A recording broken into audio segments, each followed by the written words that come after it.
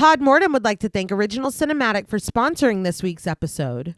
Original Cinematic is an independent production company that has made it their mission to create, produce, and promote films that are inclusive, honor women, promote the LGBTQIA+ community, and provide prominent positions and roles to POC actors and filmmakers, and promote the films of marginalized and underrepresented populations.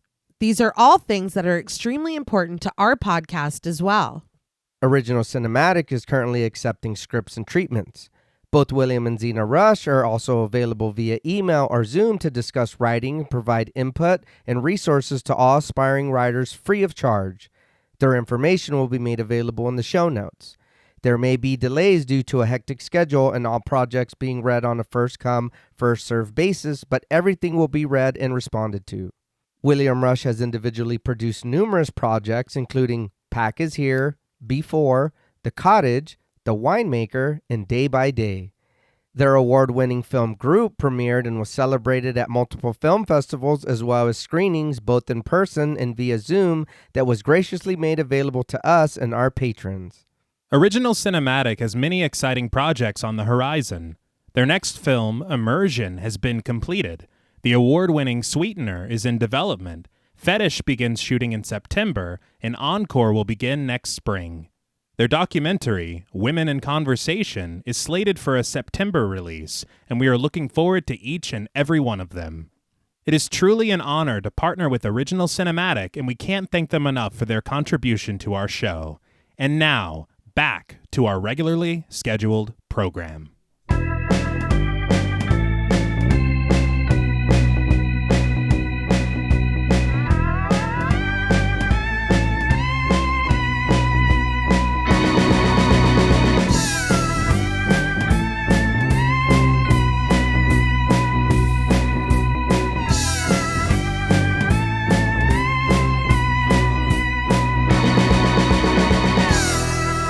Salutations! Welcome to Pod Mortem. I'm Reneé Hunter-Vasquez, joined as always by my co-hosts, my husband, and my brother. Hi, I'm John Paul Vasquez. Hi, I'm Travis Hunter-Sayapin. This week, we're recording live from a yellow tent discussing the 2024 supernatural horror film, Oddity. This film was written and directed by Damian McCarthy. A lifelong student of horror, McCarthy wanted to make something unique and interesting with his second feature film. With its compelling characters, satisfying mix of subgenres, and twisty tale, Oddity absolutely hit this mark for many appreciative horror fans. This film was requested to us by friends of the show, Daniel Taylor, Scott Troutman-Wise, Stephen Junius, Solomon, Kent Morton, Carrie A., Cookie, Lisa Misfit, Probably My Jugs, Katie Face, Sandra Escalera, Zombombi, Jim Portant, Wholesome Chaotic, Beth Bauer, Martin Shaw, Scarly D, Joan, and Kate Lamp. We want to thank them all for their support as well as this suggestion. So, what did you guys think of Oddity the first time you saw it? I couldn't remember, but baby reminded me. We did watch this on Halloween, this past Halloween. Yes. And I do remember enjoying it. I did remember some things from it, but not too many. And then watching it for the show, I'm going to be honest, I really, really liked this movie. Like, this was pretty cool. It's straightforward. It's just a story, like, almost it feels like a tale. You know what I mean? Like you're telling somebody a story around a campfire and this is what's going on. Mm-hmm. And I really enjoyed that. Like it's pretty, it does what it does. And I don't want to say anything, not in a negative way, like there's no special whatever, but it does what it's supposed to do. And I really, really appreciated that. I think I also watched this last October for the first time. Mm-hmm. It was on Jules's recommendation, and I trust their taste implicitly. Yeah. And so I was like, yeah, I'll check it out. I don't even know that I had heard of it, really, outside of like maybe some posts on social media. Right. Maybe. But having checked it out back then and checking it out again for the show, I also really, really like this movie. Mm-hmm. I think that there is just a really palpable tension through a lot of the sequences. Yeah. It is very successfully suspenseful. I think that it is very well shot. Yeah. And impeccably edited as well. Mm-hmm. I really think that there is one incredible performance, or should I say two? Yeah. Tell me if I'm alone here. Did anybody else think of Lot 249 from Tales from the Dark Side, the movie? Absolutely, I did. I thought of Creepshow as well. Okay. Fair. Yeah. And I think for me, those tales are very simply told, Yeah. like you're saying. And so I think if it is the intention to capture that kind of a thing, then narratively, is it a little predictable? Sure. But it fits so well into that kind of storytelling. Yeah. And so I don't even really have a problem with it per se. I think that it works very well for what they're trying to do. And it is, we talked a little bit off mic, and I think you even mentioned in your intro about it kind of being a mix of a lot of things. Mm-hmm. There is an element, at least one section, shot like a slasher film. Yeah. Mm-hmm. And then there is this really, really cool supernatural element and this palpable dread throughout with all of these things. Mm-hmm. So it really does a lot of things, and it is like we enjoy a simple tale told well. Yeah. Yeah, I completely agree with both of y'all. Like you said, John Paul, we watched it on Halloween, and we were like, that was good. Rewatching it, I'm like, damn, this is even better than I remember it being. I think that you really nailed it with it being just this simple tale. And yeah, there are a couple twists along the way that aren't exactly surprising, but the way that it unfolds, it's more about the journey. Yeah. I think it does a really good job of mixing these different subgenres without you really feeling like you have whiplash. Like everything, as different as these things are on paper, they gel together surprisingly well. Yeah, and it makes me think, T, like you were saying, if this was the intention to do it in that form, to tell it like a folktale or like you're saying, like a side story, Mm-hmm. it does feel that way. Like we know this. We already know that these stories, we've heard these before, but they are comforting, and we do want to hear more. Yeah. And it is this exercise in atmosphere and tone that take you through the whole thing with you not feeling like, oh, I know where this is going. Exactly. Yeah. Again, when things unfold, you're like, well, yeah, but I'm not like, damn, I already knew that. Yeah. You don't feel robbed or disappointed. It's just like, okay, no, what's going to happen next? Mm-hmm. But like you said, T, there are these extremely successful moments of suspense. There are really fucking cool visuals. The setting is very unique and interesting. Yeah. And the performances, specifically the one that you were alluding to, just really fucking satisfying. Just really, really good. So before we dive in, I did want to talk about production a little bit. I think like T had said the other week, a lot of sources for not a lot of information. But I did get the information for this production section, as well as, kind of trivia throughout the film from the director's notes, Fangoria, interviews and articles and videos from Fangoria, Collider, Popternative, Variety, No Film School, and the Austin Chronicle. Wow. So after Caveat, McCarthy said that it was surprisingly easy to get Oddity going with the connections that he'd made and the acclaim that he'd received. I think it was that Collider interview, they had asked him what the journey was, and he was like, this is going to sound boring, but it was really easy. It wasn't like doing Caveat at all. But with Caveat, he said that his goal was to put his own spin on tropes that he already loved. But with Oddity, he wanted to do something unique, and to accomplish this, he went back to his roots.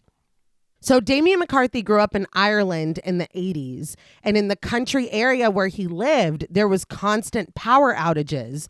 So on nights when the power might go out, he would sprint down the long hallway to his room, try to jump in his bed and fall asleep before the lights would go out because he was afraid of the dark. Oh. Okay. His parents owned a video store, and his walls were plastered with horror posters. So he said the last thing that he would see before falling asleep most nights would be Chucky, Freddy Krueger, Michael Myers, all looking down at him. So he has never been, because he's done a lot of short films too. He said he's never been able to capture that pure, primal, childlike fear in anything that he's done. That was his goal with Oddity. Okay. He had multiple independent ideas that he couldn't find homes for, so he took them all and blended them with some of his favorite subgenres: haunted house, revenge, whodunit, monster, thriller. And it's like, damn, those are check. Like, they're all here.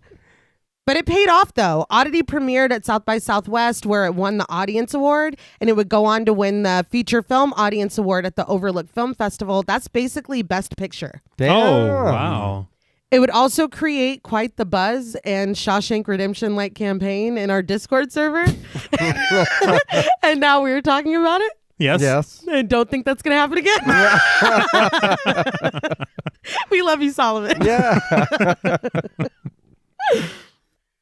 Now, before we summon this film, we would like to issue a warning for spoilers. Podmortem is a very in-depth podcast, and in thoroughly discussing horror films, we have no choice but to spoil a thing or two.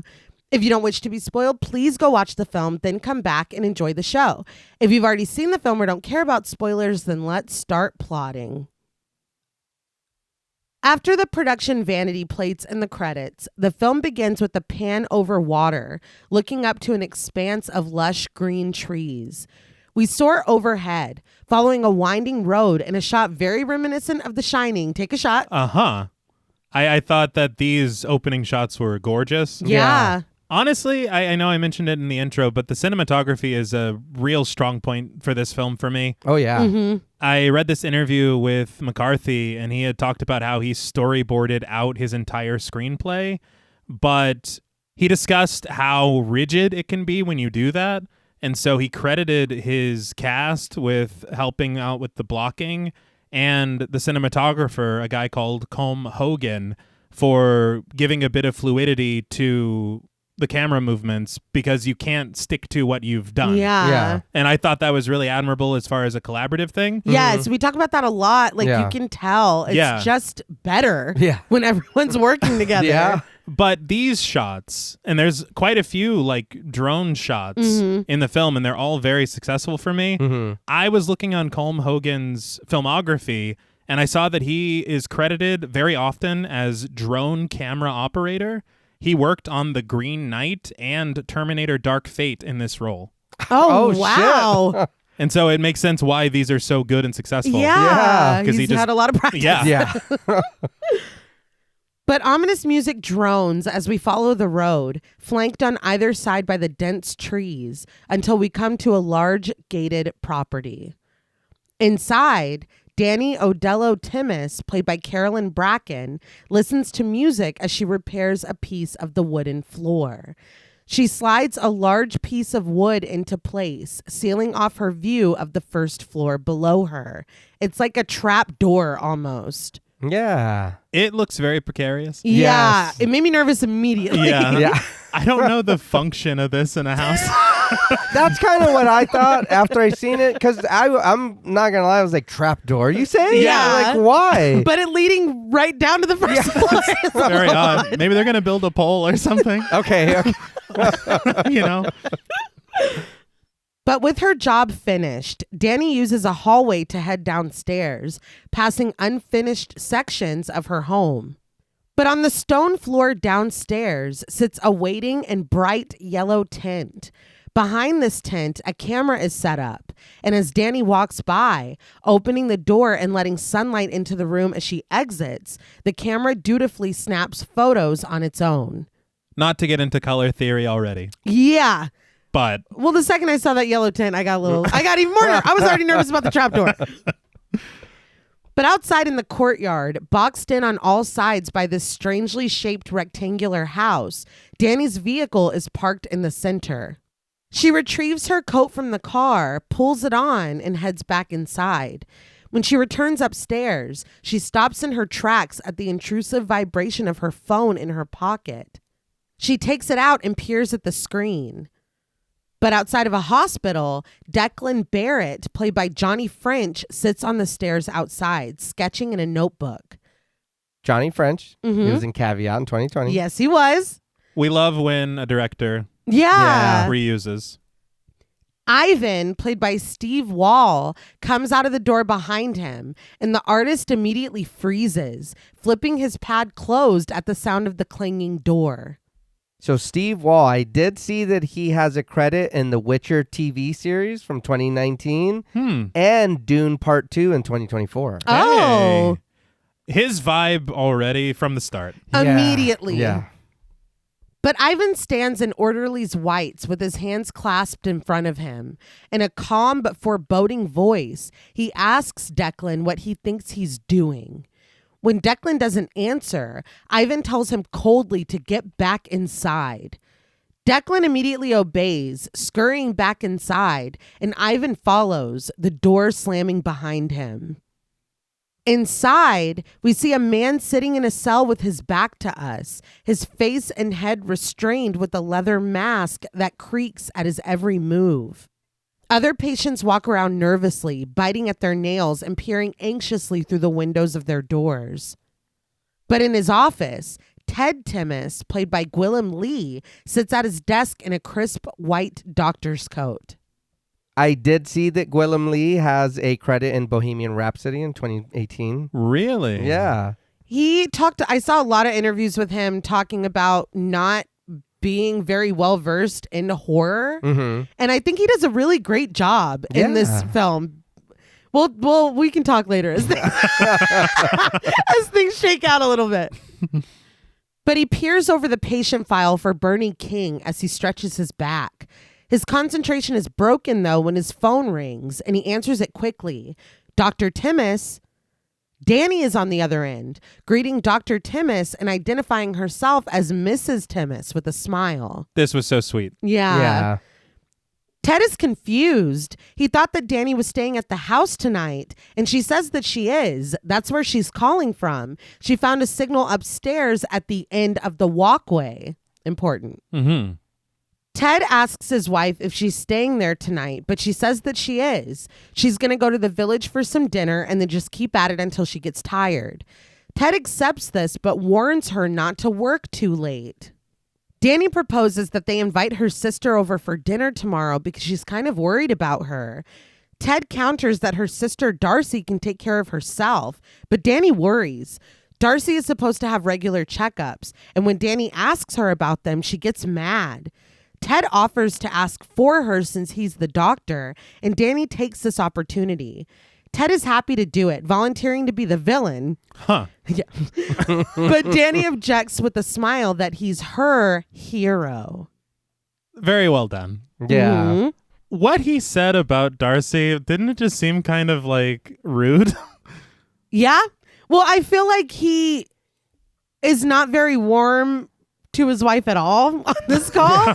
Like, he's like, so are you still staying there? I mean, it's just like, I don't know. I'd be like, oh, you found reception? Like, we can at least talk, or call me before you go to bed. Or I don't know. He's just like, go to bed. I don't give a shit. Yeah. We're real busy here. It's kind of matter of fact. It's like, Yeah. Ted breaks the news that he has to get back to work, and Danny understands. She tells her husband that she loves him, and after the briefest pause, he responds, love you too. The call is ended, but Ted still faces away from his desk in his chair until he hears the sounds of the metal balls clacking on the Newton's cradle atop his desk. He turns to find a patient staring at the clacking orbs, mesmerized. Ted offers a small smile and gets up, gently leading the curious patient out of his office. But at the house, Danny sits reflective for a moment before placing another call. She's only able to reach her sister's voicemail, and when Darcy's voice invites her to leave one, she does. Hey, guess what? We are connected. That night, the moon hangs high in the sky, glowing boldly through a sheer curtain of fog, and a lone light shines out from one of the rooms in the house. I loved each and every one of these shots. Uh-huh. I will say her saying we are connected is very crucial. yeah. But her saying that and then seeing a shot of the moon only reminded me of David Lynch's tweets where he said that he might be connected to the moon and learned Turns out, that he is in fact connected to the moon. Danny is making her way back downstairs with a flashlight where that yellow tent sits, a small light radiating from inside of it. But Danny continues past the tent and back out into the dark courtyard. It's dark as fuck out there. Yes, it is. Like dark. She's brave. No, Yeah. she's braver than me. She is still armed with her flashlight when she rummages through her vehicle, but when she hears something, her head snaps up. She scans the flashlight over her house, illuminating an open upstairs window, but seemingly nothing else of note. She closes the door to the vehicle and heads back inside, closing and locking the door behind her. When she tests the door handle, it gives a small creak in protest. Danny walks further into the room, but pauses when she hears that same protesting creak again. She looks back toward the door, where her keys still hang, swaying slightly. Danny stands directly in front of the door, staring at it straight on, honing in on the wicket, its small metal door firmly slid shut. Danny carefully approaches and starts to take out the keys, but instead, she slides that small metal door open. She steps back when this reveals a man to be on the other side of the door. Olin Bull, played by Tig Murphy, stands there, a hood pulled over his long hair.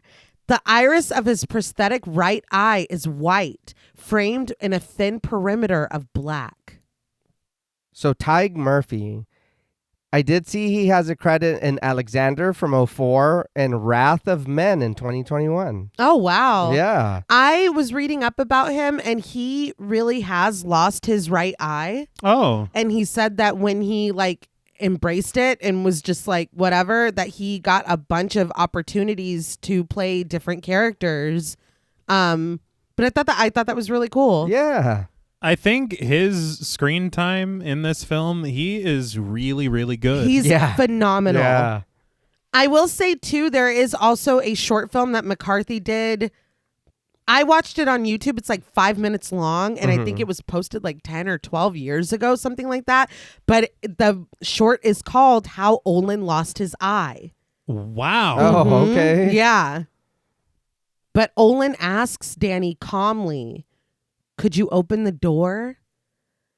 Danny is calm when she asks what he wants, but Olin pulls his hood down and peers in through his limited view of the home through the small window in the door. He warns Danny, "You're in trouble." Danny stares back at him in silence, and Olin continues, "He saw her go outside just now. She went to her car to get something, and when she did, someone ran into the house." Danny chuckles uncomfortably, and Olin just repeats himself with mounting worry. When she went outside, she left the door open, and he saw someone come inside. They're in there right now. His anxiety knits his brow, and when Danny counters that she didn't see anyone, he says that she wouldn't. Her back was turned. But Danny has a question for him. What was he doing standing outside her house? She cautions that her husband will be home any minute, but Olin's voice drops to a whisper when he argues this. Dr. Timmis works nights. Don't like that. No, Not at all. no. This whole scene is so tense and horrifying because it's what would you do? John Quinones. What would you do? Well, I'm not opening the door. That's step one, but Yeah. also Maybe you should, but maybe you Yeah. shouldn't, but maybe he's right, Yeah, but maybe he's wrong. He's being a little scary. I understand he does look worried, Yeah. but you are scary. I think that's what is so successful about this performance is if you are no, he's lying, you can read it that way. Yeah. And Yeah. if you're no, he's trying to help her, you can read it that way. It's so it's very nuanced. yes. There's an aspect of this situation that reminded me a lot of that urban legend where a parent comes in and the kid's in the bed and he's like, "Hey, there's a monster or something under my bed." And then you lean down and it's the kid and he's like, "There's a monster in my bed." Where you're like, "Okay, I'm screwed either way." Yeah, I'm done. Yeah, it's over for me. Yeah. Danny takes a step back from the door and carefully broaches, "Are you a patient of Ted's?" Olin admits that he heard them talking through the wall, so he came here and he saw someone. He pounds on the door and pleads with her to open it. He's only trying to help her. He heard them talking through the wall. Yeah. That's something, it wasn't until my second watch that I picked it up. Yeah. Mm-hmm. Danny backs away, closer to her glowing tent, and she calls out into the vastness of her house. Is someone here? Olin looks around through the slot, pointing out that they're not going to answer her. Danny calls out again, and when she gets nothing back but silence, she crosses her arms. She tells Olin that there's no one here. He made a mistake, and she'd really like for him to leave now. If he doesn't, she's going to call the police.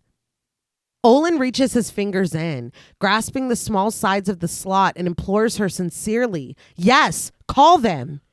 That, to me, I think I've switched sides to believing you. Yeah, I think once he said that, I was like, okay, wait a minute. Yeah. You want me to call the cops? Yeah. That's- Come on in. Yeah. Yeah. Come on. Well, you I'll put stay the there. kettle on. Yeah, well, what criminal's going to be Yeah. like, oh, yeah, call the cops. We can sit together and wait for him. Yeah. Like, Yeah, a very cunning. yeah. Yeah, call Okay, them. yeah. Call the cops. It won't take me that long to kill you. She can kill him. She can kill him. Yeah, that's We have faith in her.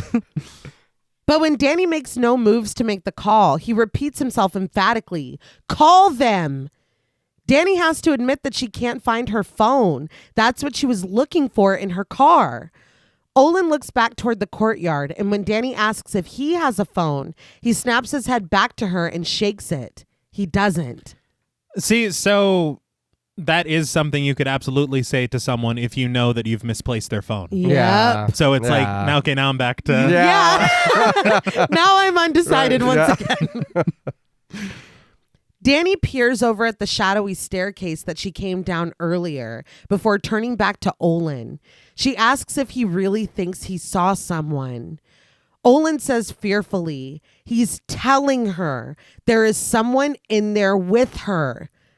Danny asks him if she opens the door, what is he going to do? Olin promises to look around for her, and when Danny asks, and if you don't see anyone, Olin says that he will leave. Danny turns fearfully at a sound from deeper within the house. She turns back to Olin and approaches the door slowly. As she gets closer, Olin backs away. Danny reaches for the keys still hanging in the door, and Olin encourages her gently that she's doing the right thing. Danny pauses and looks up at Olin, who is backed up into the gathered shadows, his eyes wide and scanning. The music is mounting, but the tension finally breaks when we get the title in a frame, gold against a black background, Oddity with the sideways O. The score is broken, and instead, Now You Know by Little Willie John plays. I will say very quickly, that is a tasty cut to the title. Mhm. Yes, I love how I- the title looks too. Yes. Yeah. And it matched perfectly the shape of that. Uh-huh. Yeah. Fantastic. Yeah, I'm in. Like, that was good. That was good. This is a fantastic opening. I think that it gets you just the right amount of like edge of your seat, Mhm. and then it snatches it away from you. And honestly, the tension and then the cut to the title screen, you get to breathe and you realize you haven't been breathing. Yeah. Yeah. Then you get this good song. Yes. Yeah. No, it's really good. It Yeah. is. Yeah. After shots of the city at night, we join someone in a small room. The music is tinny now, playing through a small radio. This person sits hunched over their desk, but the entire corner is adorned with sketches. Some are clearly of Olin, his right eye stark white in contrast with his shaded left one. There are drawings of someone in a cell, wrapped tight in a straitjacket, someone confined in a leather mask like we saw earlier. Someone lying in a bed, but their eyes are wide and sorrowful. Another person being dragged down a hall. Another walking in a straitjacket with orderlies dressed in white. When there is a loud banging and a scream in the hallway, the artist finally looks up and we see that it's Declan. He turns to look toward the door behind him and the sounds stop. Declan turns down his radio and listens intently to a faint creaking. Finally, he gets up to listen and hears pained groans coming from the other side of the door. Declan hesitates before finally pulling the door open. The painful grunts are louder now, and what he sees in the hallway makes his eyes go wide. He promptly slams the door and hurries backward into his room. Declan cowers in the corner for a moment before scuttling under his bed. The door creaks open, and Declan fearfully covers his own mouth as something enters, its feet pounding on the door in heavy steps, and a deep groan echoing throughout the room. When the footsteps retreat, Declan finally wills himself to look up. We cut to him creeping down the hall and steeling himself before entering another room. He breathes heavily standing in the doorway, but when he stoops to pick something up, his hand is slick with blood when he stands. He wipes some of the blood on his shirt, and we finally see what he stands over. Declan stands in a spreading pool of blood. An unfortunate victim lies in the center of the floor. His white striped pajamas are stained red, and where his head used to be is only a scattered pile of viscera.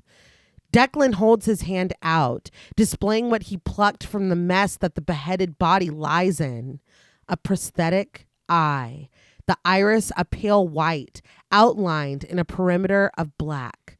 The music swells as we linger on this, but it match cuts to another hand holding a vintage copper service bell. I'm a sucker for a match cut. Mm-hmm. So was it the mountain that went in there? Like this! Yeah. Nobody makes Game of Thrones references anymore. I actually don't want to talk about that scene because it hurts too much. No, it's so let's move painful. on. It's painful. That's how we met Pedro Pascal. Yeah, That's I know. right. That's right. So was this dude's eye? Yeah. See, and this is where I was like, okay, so what the hell? Yeah. How the hell? Mm-hmm. When the hell? There's so many questions. And what did this? What was making those sounds? Those heavy footsteps? What did Declan see that sent him cowering under the bed like a child? Yeah, well, like the mountain we've determined. Right, excuse me. Yeah, I forgot we already figured it out. No, but yeah, and it's wild because firstly, I didn't even catch that this is the same guy that was drawing at the hospital. Mm-hmm. Yeah. And so you connect that and then you're like, okay, so there's just so many questions. I know we're going to get to them all. Yeah. But it's really done in such a way that you are compelled to learn more, but you're not like, what the fuck is going on? Yeah. Like, it's done really well. But that bell is cradled in the hand of Darcy Odello, played also by Carolyn Bracken. Yeah. What a great job she does. Oh my God. I will say my dumbass watched this movie the whole way through the first time and did not realize that this was the same person. I didn't either. I will tell you, and I hope it makes you feel better. But I did read an interview with the editor, Brian Philip Davis, and he said, I was editing the film for 2 weeks before I realized. Oh my So hopefully, if the editor himself. That does make me feel better.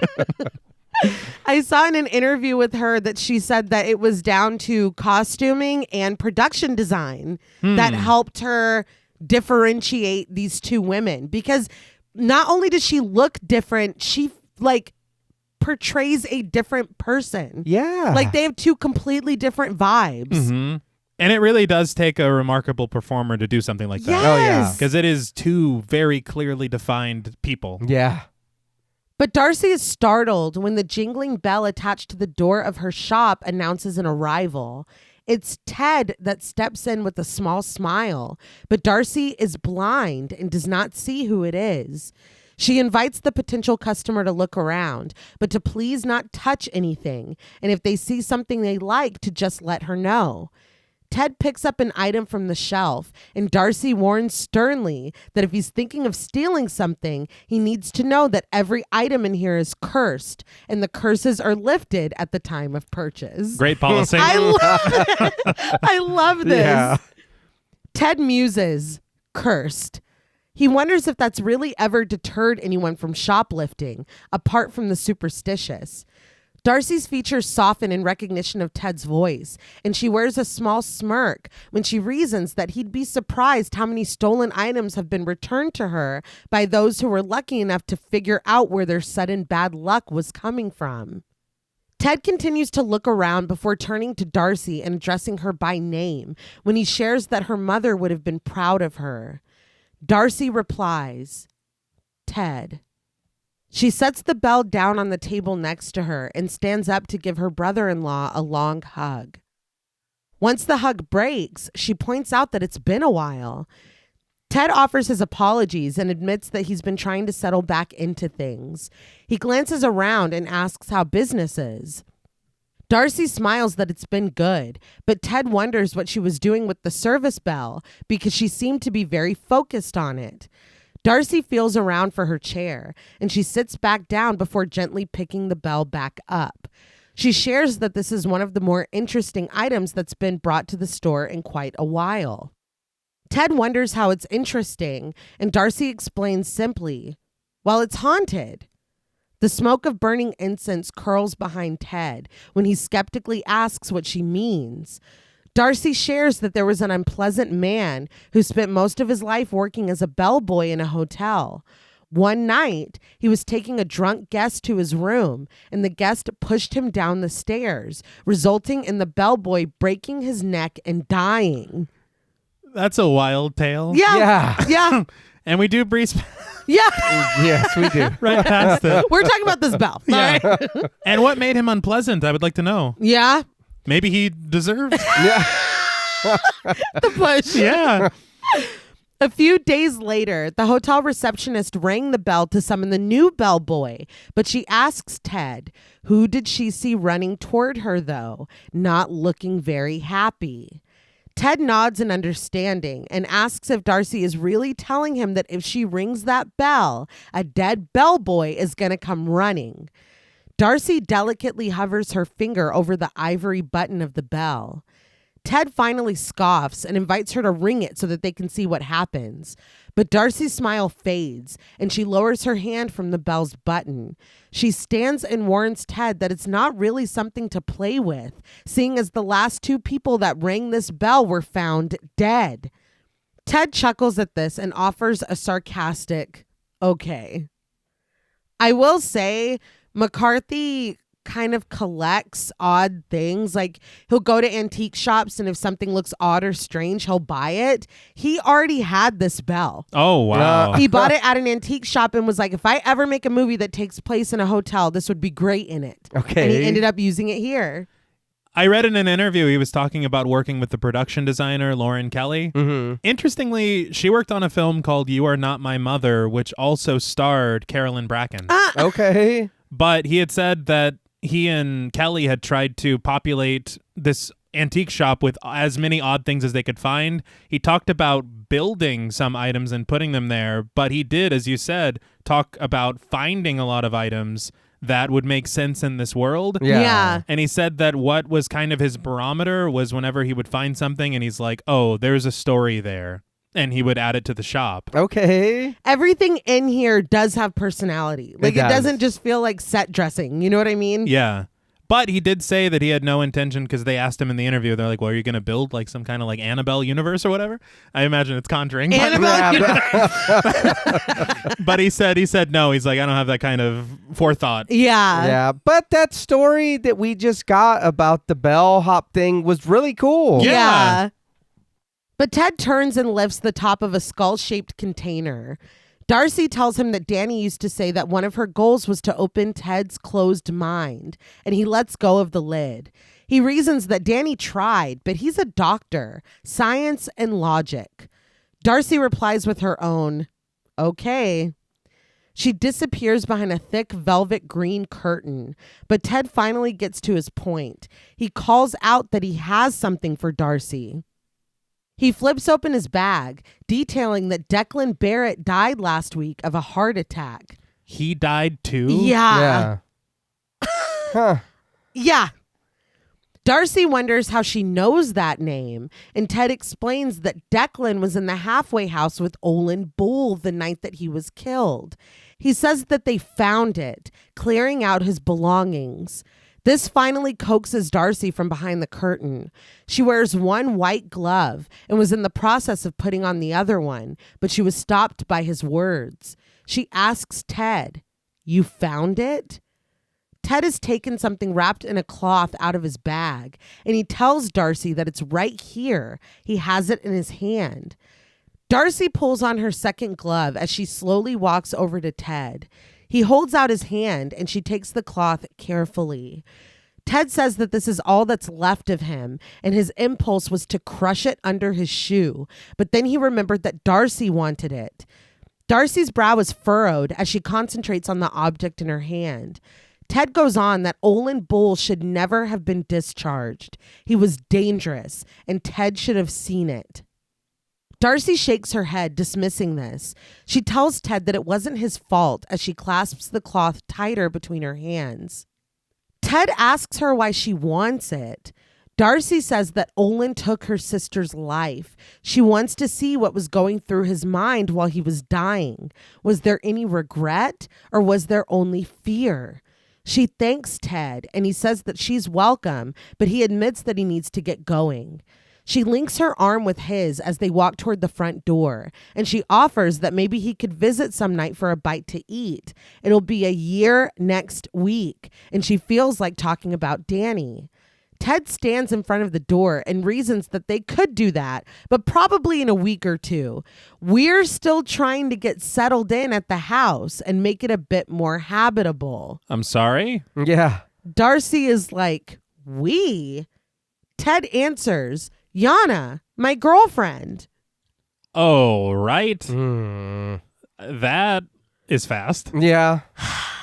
And we're trying to get settled in.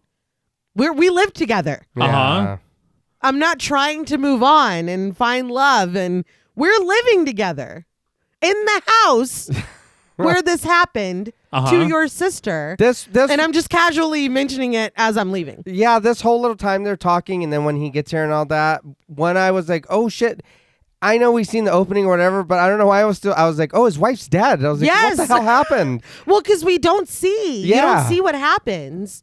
You know, honestly, if there weren't that line about, a year and everything, him coming to the antique shop could be him being the villain tonight. Like him just going to see her after his shift at the hospital. Yeah. And so the way that it's connected, you're like, huh, but then it is very well weaved, this story. Yeah. Right.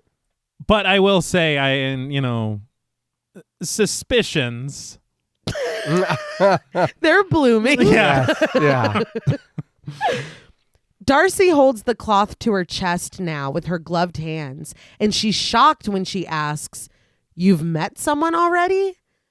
Ted admits that he knew Yana from the hospital. She's a pharmaceutical rep. When Danny died, Yana was there for him. Darcy can't hide the astonished and confused expression on her face, and Ted counters that maybe Darcy could come and visit them if she thinks she's ready to come back there. It takes Darcy a moment to stammer her lukewarm response. Maybe. Ted tells Darcy that it was good to see her before leaving the shop, the bell announcing his departure just as it did his arrival. This took some nerve. Yeah. This took some nerve. Casually mentioning this is a lot, especially in the moment of her being like, I want to talk about my sister. Yeah. I'd love for us to get together and kind of remember her. It's been a year. Him being like, well, me and my girlfriend are like, whatever. Maybe you can come see us at some point. Like, I was like, wow, this dude kind of fucking sucks. Yeah. Yeah, especially because it is intended to be this very, I would imagine, personal meeting. And he's like, you'll love what she did with the place. Yeah. It's like, dude. You're not dense. Yeah, You're not oblivious. You know how hurtful this is. Yeah, it's just that it is almost the anniversary. You brought this thing to her. Yes. Mm-hmm. Why not just be like, sure, yeah, maybe we can catch up or what?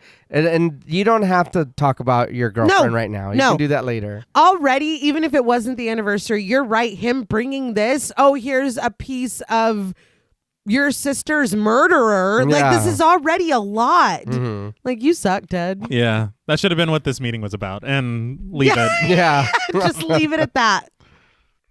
Later, the sign on the door to the shop has been flipped from open to closed when Darcy leaves for the night. As she makes her way up the stairs, we hear a recording. Message received 11 months, 3 weeks, 1 day ago. Darcy traces her hand along the fence to her shop, Odello's Oddities. The sign she passes boasts antiques and collectibles. She arrives at home, right next to the shop, and as she enters, Danny's message plays. Hey, guess what? We are connected. She says that she's found a signal, and although it's not ideal, it's only in one specific spot, and maybe they can boost it. She laughs at herself, confessing that she doesn't know how those things work. She says that she put the camera on time lapse, just like Darcy told her to, but she's only captured orbs so far. She thought that an old house like this would have at least one ghost, but maybe their renovation scared them off. Darcy heads upstairs to her bedroom and lights a match. She brings the flame down to the wick of a candle and sets the lit candle in front of a photo of her and her twin sister when they were little in matching white dresses. Danny's message continues that Ted is busy all the time, but he's off tomorrow night, so if Darcy wants, the three of them could get dinner. As Darcy blows out the candle, Danny's message admits that that's about it. She shares that she's looking forward to seeing her sister. She misses her. She ends the call. This message is devastating. Yeah. Mhm. It's just hard to even listen to. And I feel like the context of how long it's been being said at the top of the message, Yeah. you feel how many times Darcy has returned to it. Yeah. Yeah. I did want to point out, because I think we see the sign twice, Mm-hmm. once inside the shop and once outside the shop. Yeah. But Odello's Oddities, great name for a store. Yeah. Impeccable.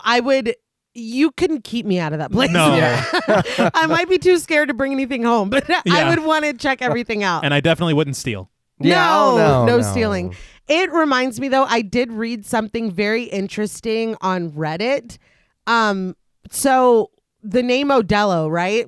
And the name of the characters, Odello, Danny, Darcy, Ivan, Ted, Yana. That spells oddity. No shit.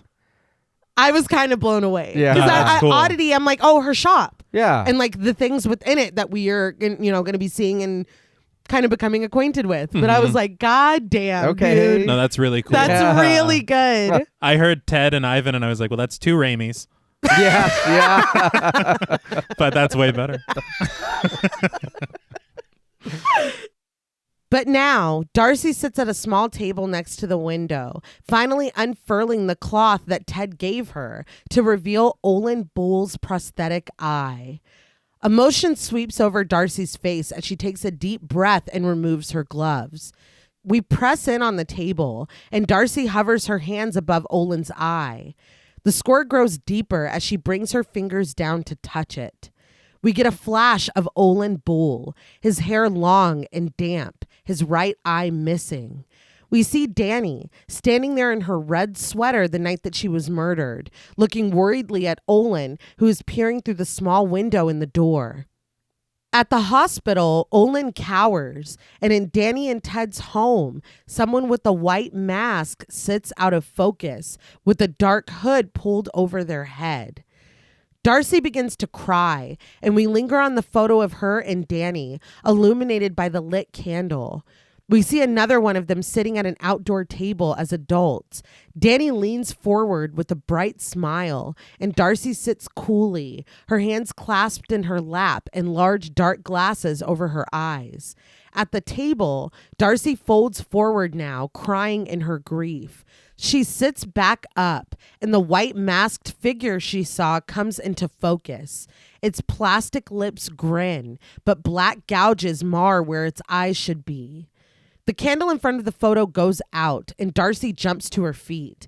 She pulls her coat from the back of the door and quickly leaves the room, leaving those little twin girls in the framed photo to stare endlessly, stuck in their memory. I really like that. That looked cool as fuck. I was like, what is that? Ghost or whatever? Yeah. It is? For me, I thought that she was getting like a vision and couldn't see who it was. So it was like a mannequin or something. Oh, okay. Filling that void because she couldn't see their face. Yeah. I mean, that's not the case, Mm-hmm. but it is very creepy. Yeah. And I do love it kind of coming in flashes. Yeah. It's very, very cool. Yeah. But Darcy is hurried back to her Oddity shop, and she goes directly into the back, past a shelf of cubbies, each filled with a strange backlit object. But Darcy pays no mind to these. She goes directly to a trunk that sits against the wall, closed securely with a padlock. She kneels down and rests her hands on the top of it as the score intensifies. We see the bellhop's haunted bell, the clown of a jack-in-the-box revealed and smiling, the disconcerting toothy grin of a cymbal-banging monkey, a shiny, staring baby doll. Darcy throws her head back, focusing on the trunk in front of her, pressing her hands down onto it. And behind her, in its cubby, a rabbit brings its hands together, banging a cymbal. So I just want to say, firstly, I love the design of these shelves. Mm-hmm. Yes. The way that these objects are backlit, the way that they each have their own little section, Yeah. reminded me a lot of Dead Silence with all of Mary Shaw's puppets. Yeah. I unapologetically love that movie. No, Dead Silence is a lot of Yeah. fun. It is. I will say this felt very ritualistic. Yeah. Okay. Yeah. Something is happening here. It's almost like she saw something that made her come and do this. Mhm. Yeah. I did read that a lot of objects that are in these cubbies are featured in some of McCarthy's short films. Okay. That's very cool. And Yeah. that rabbit is from Caveat. It's frightening. It is frightening. I also saw in an interview he was talking about, because like I said earlier, if he sees something that looks interesting or strange, he'll pick it up and like use it as inspiration, or like we said, he already had that bell. This Jack-in-the-Box was something that he also already was in possession of. Oh. And he said that he found it at like an antique shop or a curiosity shop in Spain. And so when he was going back home, the customs agent was like, "What are you doing with it? Like, what is this? Why do you have this?" You know, firstly, mind your own business. Yeah. I understand this is exactly your job. But, dude, well, it is the scariest thing I've ever seen in my life. It is, but it's just an old toy. It is. Yeah. You know? It's like, calm down. dude. But good Lord. But as the cymbal chimes, we cut to Ted lying in his bed. The radio drones, warning about inclement weather and resulting outages as Ted sits up. He pulls out the plugs from his ears and takes off his sleep mask. There's a shot of the exterior of his home, and we see that he is living in the house that Danny was renovating. Whatever happened that night, and we're still not clear on it, it happened here. Yeah. Yeah. I couldn't live here, Look, we put too much money in this house or whatever. as they always say. All our money's tied up in this place. I did want to talk about this place, though. Mm-hmm. I read that the main location for the film is actually the Bantry House in West Cork in Ireland. Okay. And apparently this is a very historic location in West Cork in Ireland. Okay. And as it turns out, this is also the location that McCarthy used for the sets of Caveat. Yeah. That is amazing. Yeah. Yeah. Because they look nothing alike. I have not seen Caveat, so you would be the expert, both of you. Yeah. I couldn't tell. No, not At at all. all. He said while he was there filming Caveat and he saw this room specifically, he's like, oh, this would be a perfect location for another film. Mm-hmm. And it kind of was the spark that lit the fire that is Oddity. But he said that he was actually friends with the family who owned the property. And so that allowed him to film there twice. Yeah. Yeah. And this is, I believe, his hometown, is what I believe he said in an interview. Oh. So that would make sense that he knows them. And I really love the idea of him like trying to get back to his roots of being scared as a child and coming and doing this in his hometown. Yeah. That And is- that means that he did Caveat here as well, which is also really cool. Yeah. But Ted heads downstairs, and the work on the house seems to be completely finished. Yeah. It looks nice. It is a very unique structure. Like the way that the house is set up, it's interesting. Yeah, it's mostly like stair and platform. It is. Yeah. Stair and platform heavy, yes.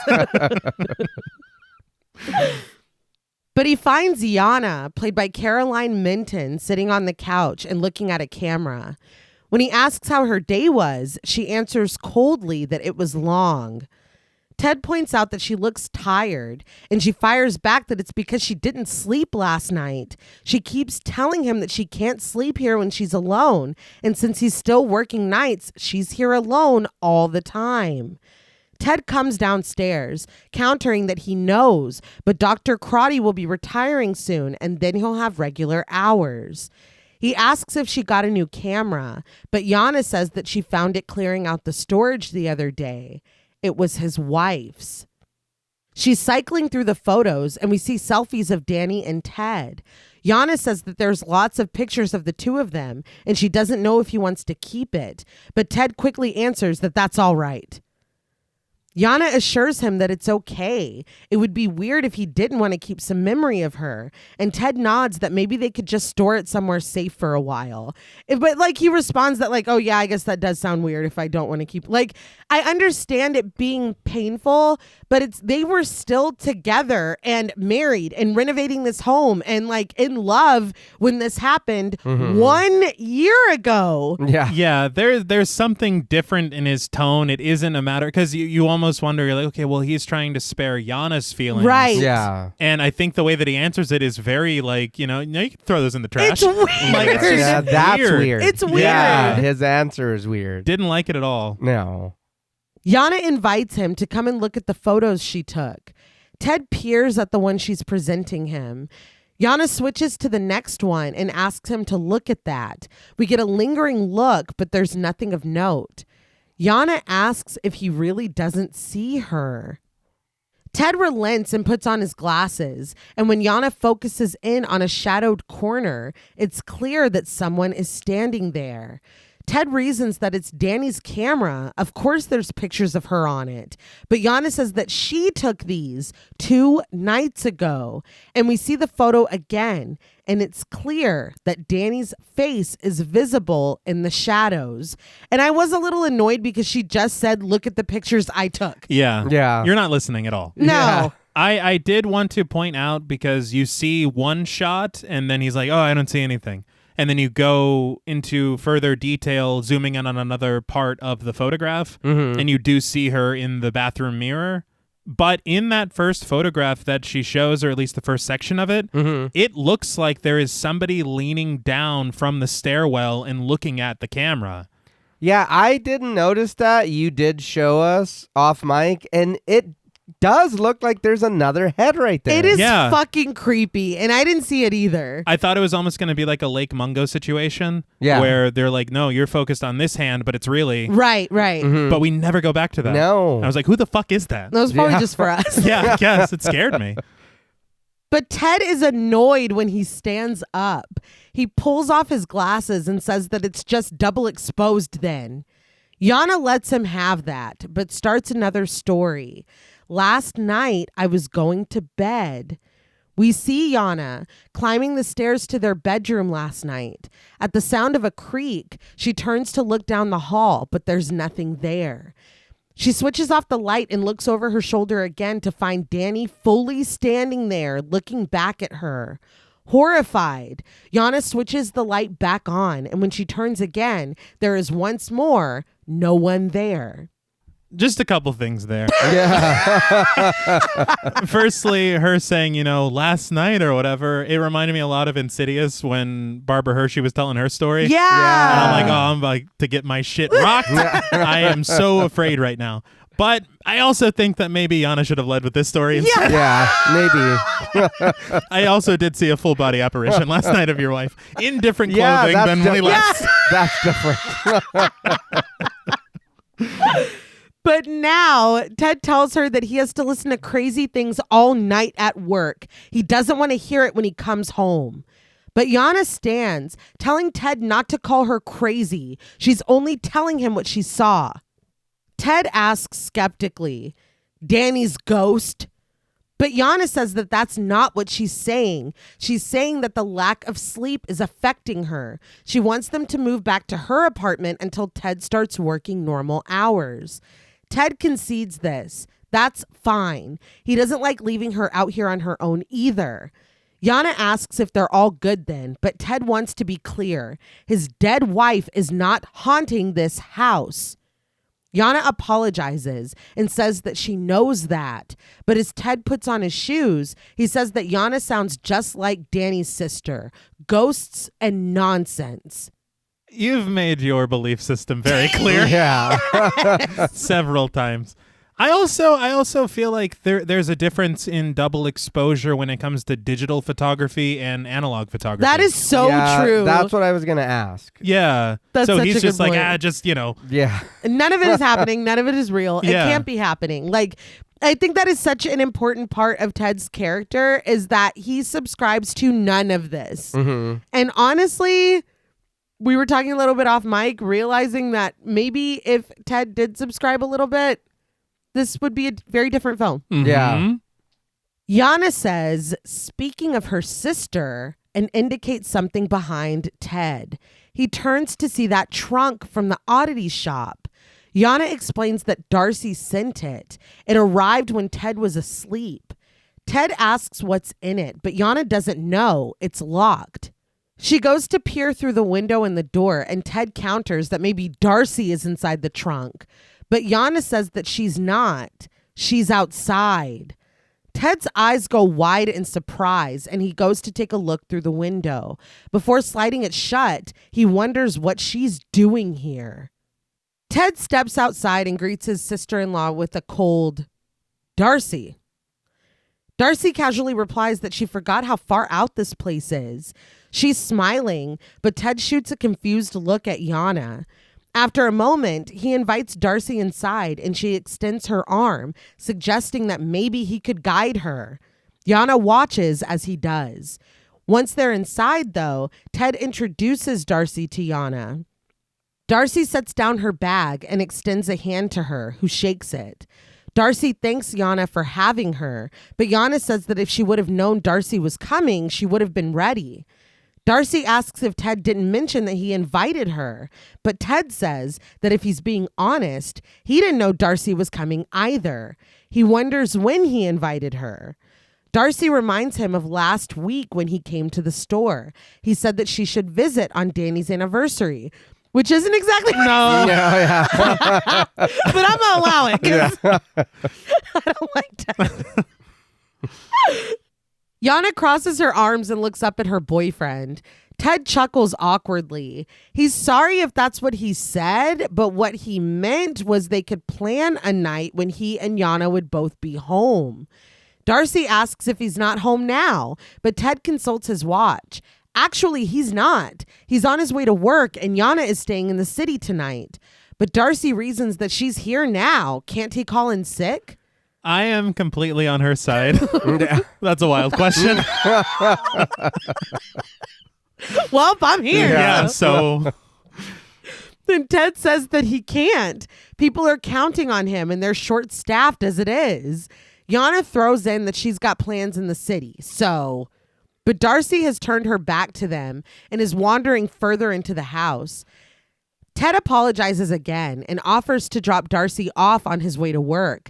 But he and Yana both watch when Darcy stops next to the trunk and turns around. She repeats that she's here now. She'd like to stay if that's all right.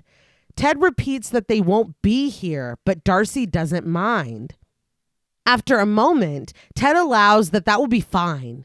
Yana reacts with a silent, "What the fuck?" Darcy is running her hand over the top of the trunk, though. She kneels in front of it and finds the lock with her fingers. Darcy removes the key from around her neck, and Ted comes over, pointing out that her trunk arrived. He and Yana stand by as Darcy disengages the lock and opens the lid. I love that she was always coming. Like, Yeah. I'm the one that's going to come and open this trunk. So the trunk is here before me, Yeah. but I'm on my way with the key.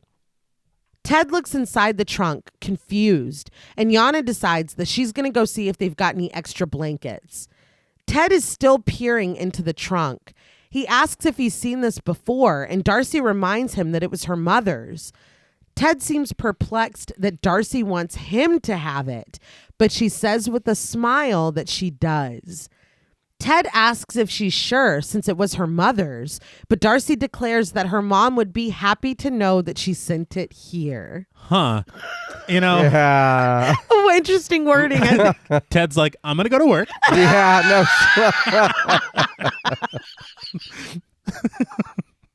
No. Ted thanks her unconvincingly for her generosity. When Darcy asks if he can show her to the bathroom, he obliges and offers an arm. As they walk away from the trunk, he apologizes again for the mix-up. He admits that he feels bad leaving her on her own, and he asks if she'll be all right. Darcy tells him not to worry about her, but he says that he does sometimes. He inherited it from Danny. He asks how everything is with her health. Darcy asks why, and Ted assures her that she seems well, but anything having to do with the brain and cancer is something you need to keep a close eye on. Which is interesting. Yeah. Darcy assures him that she had a checkup recently and she's all good. Ted says that puts his mind at ease. He shows her to the bathroom, and before she closes the door, he tells her that he'll see her in the morning. Darcy agrees and shuts the door. Yana comes back downstairs with the blankets, and she asks Ted what he thinks he's doing, telling Darcy that she can stay here. She doesn't want Darcy here. Ted asks what she wants him to do. It's not his fault that Darcy can't take a hint. I'd be like, I'm right here. Yeah. This door is very thin. It's very thin. And I do understand. But really, if we're leaving, what's the harm in letting her be here? True. Her sister did live here. This was the last place. Let her just... And it's the anniversary, and Darcy is, into things that y'all might not believe in, but maybe it's important for her to be here tonight. You know what I mean? And you already have, there is seemingly an understanding that there is like a connection between twins, period. Yeah. But on top of that, Darcy is a medium. Yeah. Like you're saying, maybe being here could allow for something. Yeah. For her, closure. Yeah. Mm-hmm. Don't be such a dick. Yeah. I don't want her here. It's like, dude, you're leaving. You're leaving. And you barely even know her. Darcy's actually pretty fucking cool. Yana asks if it'll be okay to leave her on her own, and Ted admits that he would rather Yana stay here with her, but he has a feeling that's not going to happen. Yana confirms this, and Ted sums it up. Well, there you are then. He says that Darcy just wants to be here, and he asks what the harm is in that. But Yana is indicating the trunk again. She wants to know what the hell that is. Why would Darcy want them to have that? Ted admits that he doesn't know, but they'll get rid of it as soon as she's gone. Again. I'm right here. Yeah. He starts to say goodbye, and Yana asks if he really can't wait until after she's had a chance to leave. But he reminds her that he's already late. He gives her a kiss and advises her to just say goodbye, finish packing, and go. He says that he'll see her in the morning and promptly leaves. Yana immediately turns to the open trunk. She walks directly over to it and closes the lid, but not before we get a glimpse of what appears to be wooden hands. When she turns around, Darcy is standing across the room. She asks Yana if she knew that the traditional gift to give a couple on their 5th wedding anniversary is something made of wood. Yana counters that she and Ted aren't married, but Darcy continues on. For her parents' 5th wedding anniversary, a witch that her mother knew gave her that. It's very rare. Yana points out that she and Ted aren't married yet, so Darcy should probably just take it back. Darcy asks point blank if Yana likes it, and Yana admits that she doesn't. She thinks that it's a bizarre present to give to someone, and Darcy just smirks and responds with a light chuckle. Once again, I am on Darcy's side. Mm-hmm. Mm-hmm. That is a really bizarre gift to give someone. And once we see more of it, I understand there are traditions and stuff, but give me like a plaque or something. A plaque. I thought it was interesting because if somebody was like, oh, it's like traditional for a 5th wedding anniversary, I'd be like, we've been together for 3 months. Okay, this is also... She doesn't say that. Also she true. says we're not married. Just throwing that out there. I thought, I thought that was a little interesting. Yeah. But Ted arrives at work. Walking down the hall, he pauses in the doorway of a patient turned with his back to Ted. Even with his face turned away, we can see the leather mask that restrains it. And after a moment, Ted walks away. He goes to his office where he takes off his coat and unloads his bag. But all the while, a look of preoccupation softens his features. Suddenly, something hits him, and he goes to a drawer to retrieve a file. He opens it, revealing it to be Declan's patient info. He flips the pages, discovering Declan's drawings, sketches of men, black and white renditions of people splattered with bright red blood. In one, someone squeezes another person's head, pulverizing it in a spray of black and red. In another photo, that man stands triumphant, screaming over his bloody victim. The ominous score mounts as Ted continues to flip through, finally pausing on one and picking it up to get a better look. Standing in the light of the window, he looks down at the drawing. A face with white eyes and a wide, screaming mouth. Okay, these drawings are very specifically pointing into someone's direction. Yeah. Or something. Yes. You say a man, he's definitely sculpted that way. Yeah. Well, It's very, It's what dude, he's trying to work through what he saw. Yeah, because that's fucking wild. And it is very funny to me that Ted sees this. yeah. And he's just like, all right, back in the file. Well, we don't believe anything. At all. We don't believe anything. But you have to believe something if you put 2 and 2 together and you're like, you know what? That reminds me This of... looks- Yeah. Well, it struck him enough to look it up. Yeah. He's like, I've seen that before. Reminds me. That's funny. It is. It's like, wait, I've seen this before. It's very familiar. You don't forget a thing like that. No. But the score fades away when we cut back to the house where Darcy sits in a chair. Yana comes down the stairs with her bag, but before she can leave, Darcy announces that she's a little hungry. Maybe Yana can make her something before she goes. With a sigh, Yana offers that there's a fridge, but her words are cut off when she realizes that Darcy's trunk is open and empty.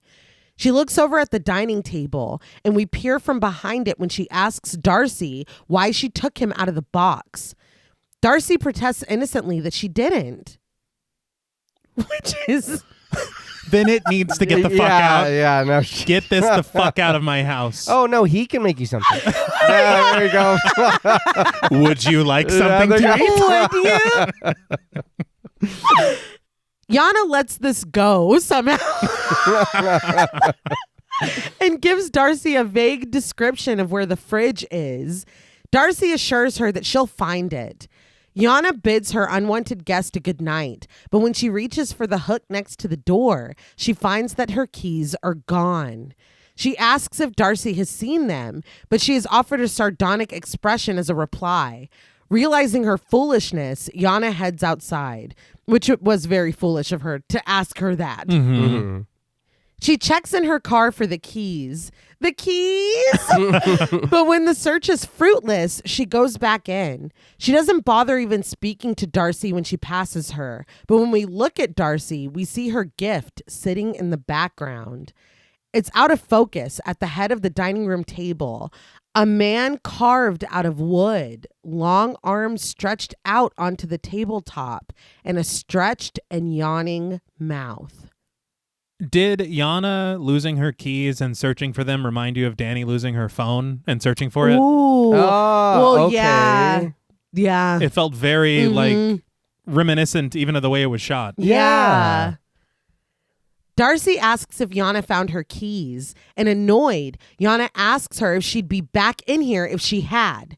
She continues her search, even looking into the bathroom before going upstairs and looking through the blankets on her bed. She searches the pockets of the coat hanging from the back of the door before returning to the stairs and finally admitting that she can't find them. Darcy grins. So you're staying then? Yana reasons that she's not exactly going to walk back to the city, and Darcy proclaims that this is wonderful. She was hoping that the three of them could spend some time together. But Yana's gaze lifts from Darcy to the wooden man sitting at her dining room table. Now, who is the third? Are you talking about Ted or? I'm in danger. Yes. Yes. We can call a cab. Yeah. How about no, that? yeah. I wanted to talk about the wooden man for a second. Please. So obviously this wooden man was built specifically for the film. McCarthy had originally planned for it to be a facet of the story, but the more that he wrote, the more the focus became on this wooden man. So he wanted a very specific look, like that silent scream. That was always very important to the design. So McCarthy had reached out to a special effects company, but it didn't end up working out and they were running out of time. McCarthy's sister is a makeup artist who had studied with someone named Paul McDonnell. So she made the introduction and McDonnell and McCarthy met over Zoom. McCarthy told him exactly what he wanted and asked how long it would take. McDonnell was like, I can get that done in about 3 months. Wow. McCarthy is like, well, you have 3, maybe 4 weeks. So McDonald's like, I need to think about this. He got back in contact and said that if McCarthy was very decisive and very specific, they could make it happen. So he was, and they did. They spent hours over Zoom so that McCarthy could watch McDonnell sculpt, and they came up with it together. Okay. I thought it was funny too, because in one of those interviews, McCarthy said that when they were, because this is his hometown, they stored the wooden man in his childhood home in his bed. Oh, right. I'm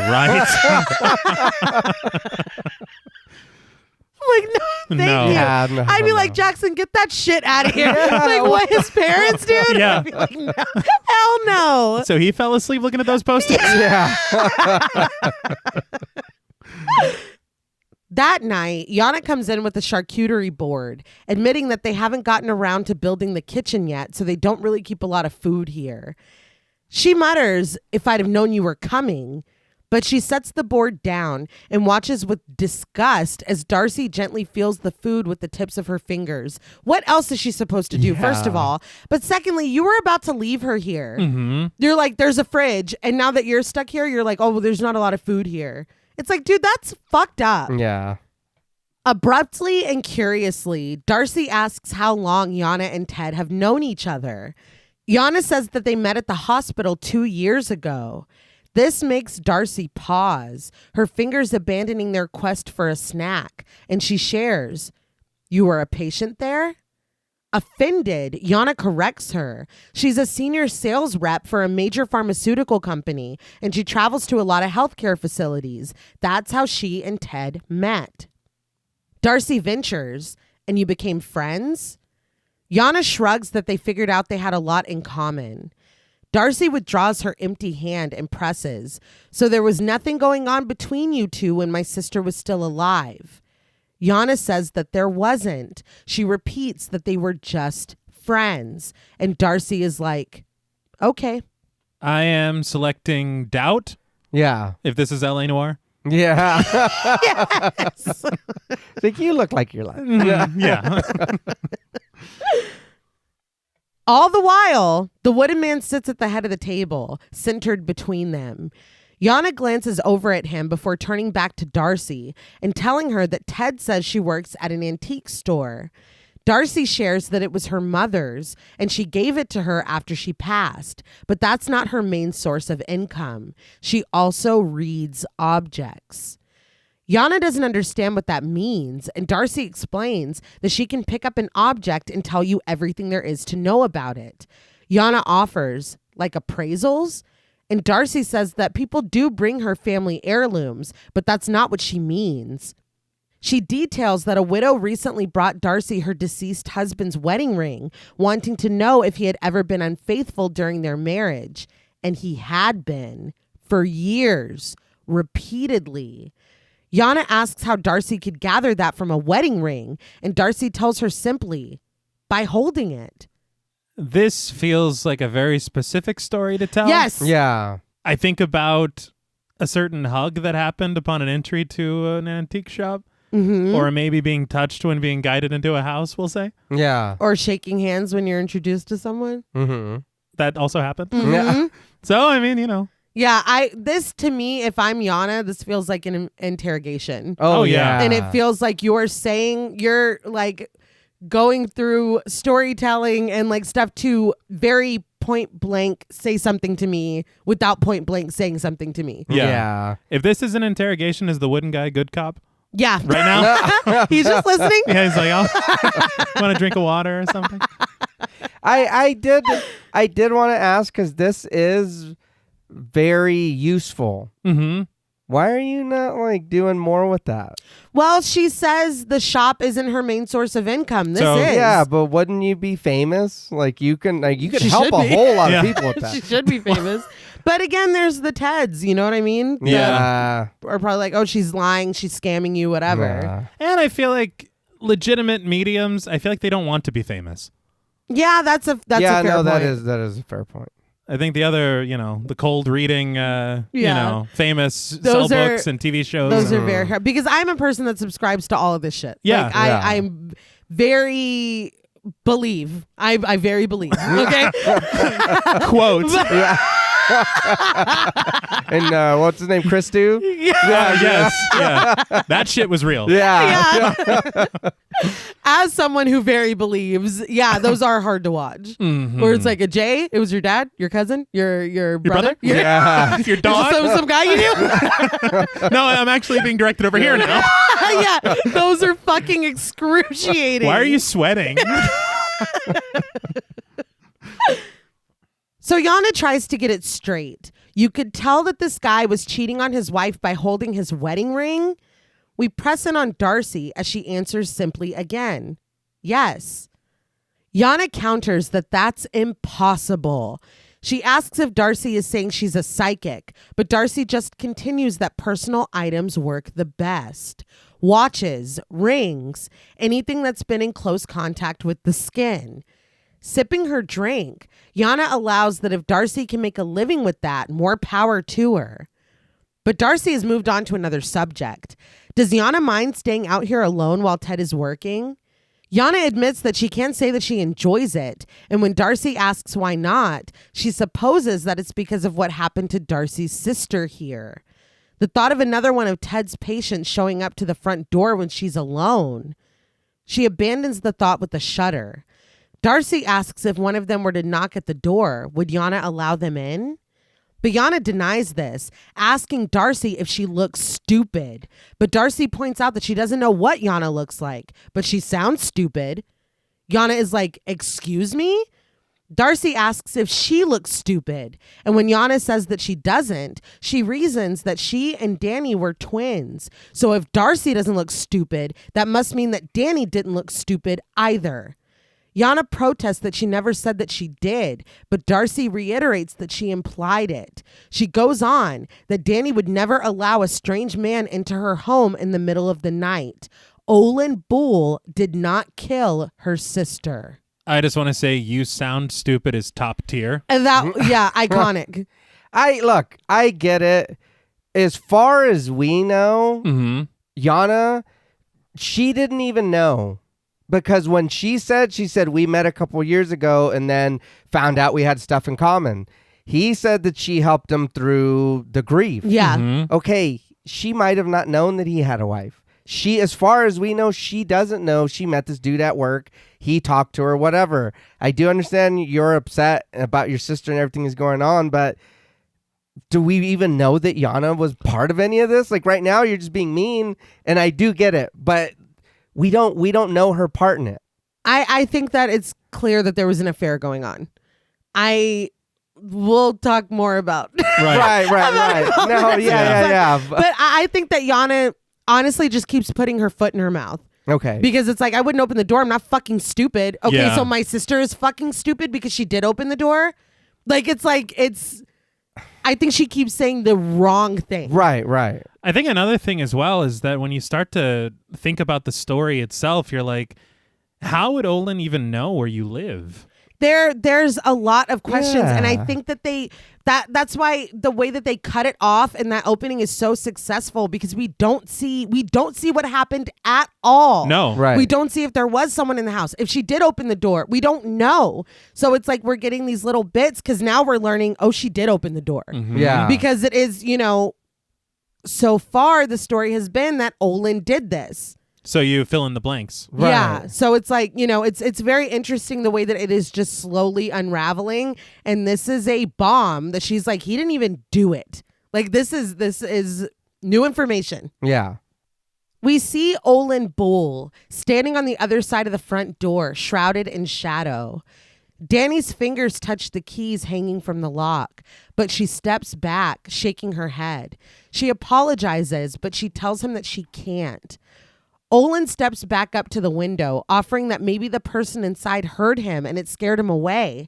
He says that he can go back into town and call the police, but he implores Danny to stay right here by the door and keep her eyes open. If she hears anything, she's to pull open the door and run. Olin steps back and Danny looks around fearfully, but when she turns back to the window, Olin Bull is gone. She slides the tiny metal door shut and turns around, taking in her surroundings. When a faint creaking sounds overhead, she hurries back to the door, sliding the metal over the small window back open. She calls out to Olin in a whisper, asking if he's still there, but a quick scan of the courtyard grants her no sight of him. She closes the window once again and arms herself with a hammer and a flashlight. She turns the light on and scans it over the stairs, a nearby open door, and then behind her, where the camera still sits aimed at the door. Danny picks it up and continues to look around suspiciously before getting into her yellow tent and zipping herself inside. There, we watch with Danny as she cycles through the photos the camera took. A bass note rattles when she stops on a cloaked man standing in the living room right between the front door and her tent. Danny covers her mouth to stifle a scream, and she looks around, wide-eyed. Bravely, she grips onto the tent zipper, and when the rasp is too loud, she pulls it down slowly, opening the flap. Danny peers up at the stairs where there is nothing but shadow. The sight of him in the photo. Oh my God. That shocked me a lot. Yeah. I was like, I thought the carver focused on Miami. I understand beauty is a curse in the world, but Even in Ireland. but I was like, God damn, just the reveal of that. Right. And then you do make those connections to those quick flashes of what Darcy saw. Yeah. Right. After an agonizing moment, Danny starts to crawl out of her tent. But before she can get fully out, the cloaked figure leans down into view. The mask on his face a smooth white with a curled up grin and small black holes for his eyes. Danny screams and backs away from him further into the tent, but the man has the hammer now. He squats down, waiting patiently, grasping the hammer with that fake haunting smile on the mask's shiny face. The score is frantic as Danny cowers away from him, trembling, and we close in on his face for a long moment. Finally, we watch as the man gets up and takes a step toward the tent. Suddenly, Danny's screams echo and the score goes quiet. We match cut to the man sitting back down, the bloody hammer abandoned at his feet.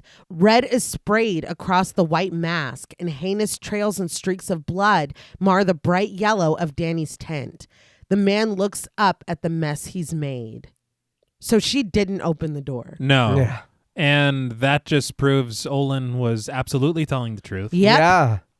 This sequence, the mask, the creeping camera, All of it. the music, Mhm. And that cut. Yes. Oh my Yeah. God. Because we don't see, and I think that that's a very tasteful choice Yeah. to not show exactly what happened. We don't need it. No. I was gonna say that we don't need it, because just cutting to him sitting there, that's all we needed to see. Mm-hmm.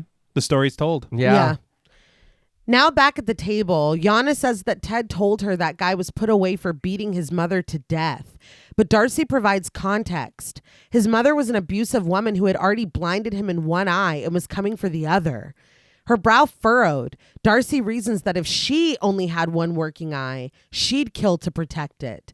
But Yana wants to know, if Olin Bull didn't kill her sister, who did? Darcy does not answer. But at the hospital, Ivan walks down the hall, flashing his light into the patient rooms. Olin Bull kneels in his room praying, and when Ivan lets himself in, he asks coldly, "Did you fall out of bed?" He asks if he was praying, and as he settles down into his bed, Olin explains that he couldn't sleep. Ivan points out that that's not what he asked, and Olin admits that yes, he was praying. Ivan wants to know what for, and the patient tells him that he was praying for his mother.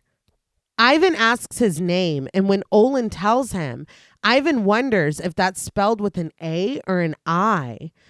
Olin tells him that it's an I, and so Ivan ventures further. One eye or two? This cruel joke clearly stings Olin, but he answers anyway. One.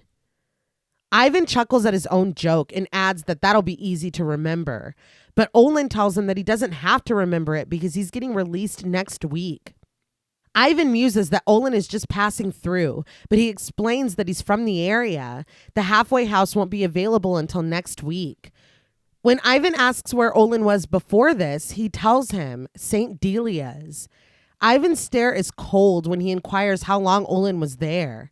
He tells him that he was there for 17 years, and Ivan is like, "Oh, you're that fella who beat his mother to death." Come on, man. I know. He asks what the fuck they're doing letting someone like Olin back out into the world.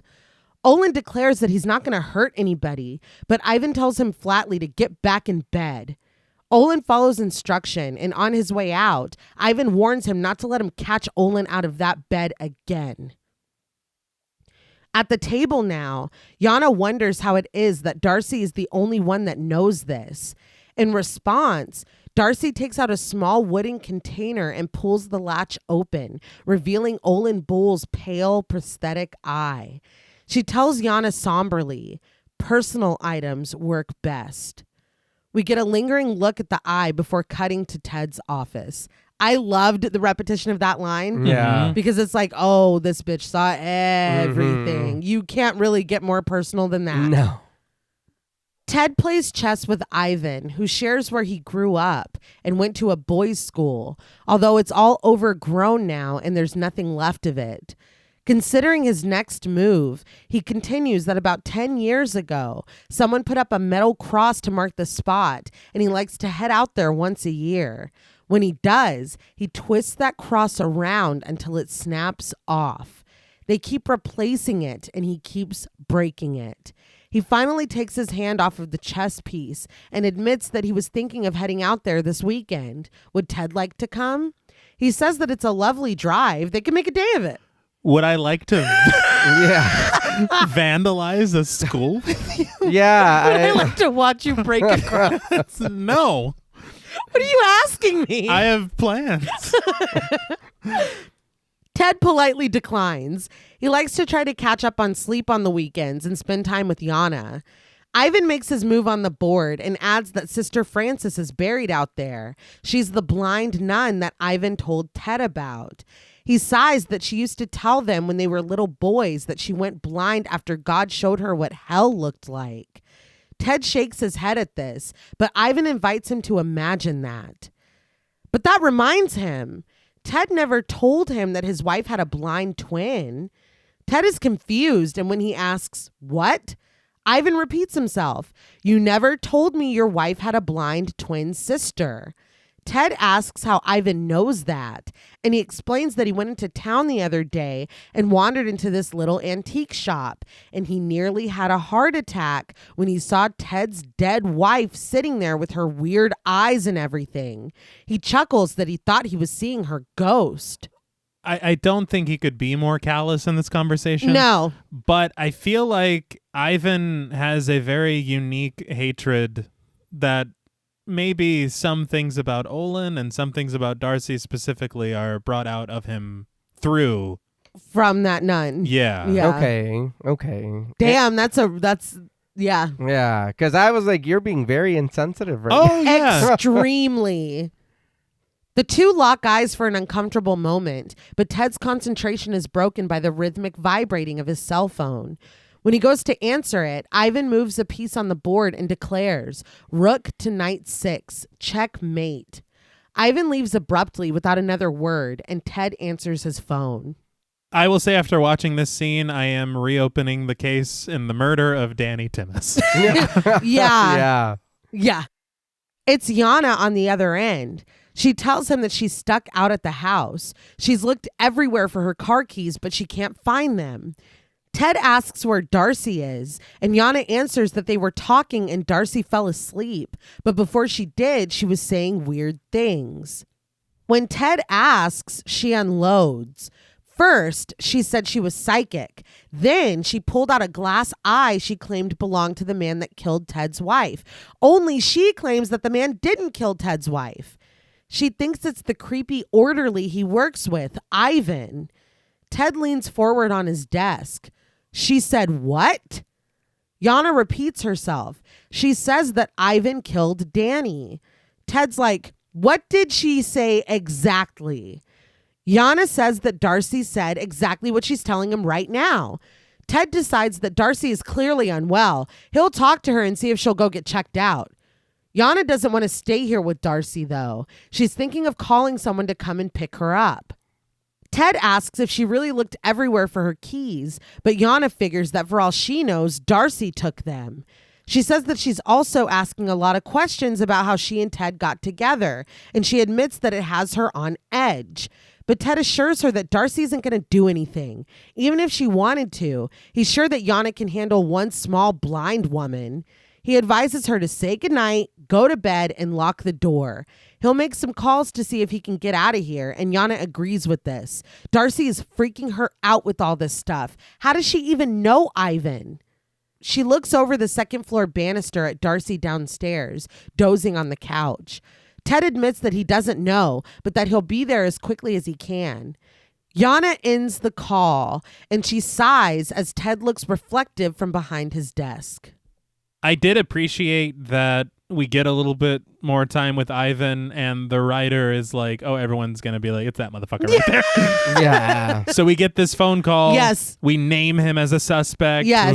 I appreciate that. Yeah. See, right here, this phone call, this is what had me questioning, oh, you know about the cheating, or you were. Yes. That's why. Because again, like I said, at that point, it was like, look, we don't know fully whatever. But here, y'all's conversation is like, oh, you know. Well, because I'd be like, she thinks that you were cheating on Danny. Yeah. She's like, I'm very on edge. Yeah. She's on to us. Yeah. She's asking a lot of questions about our Lemon Square bullshit. Yana still stands behind the railing, looking out onto the first floor. But when she looks down, the wooden man still sits at the head of the table. Only this time, he is looking right up at her. Fuck off with it. Yes! Like, no. Yeah.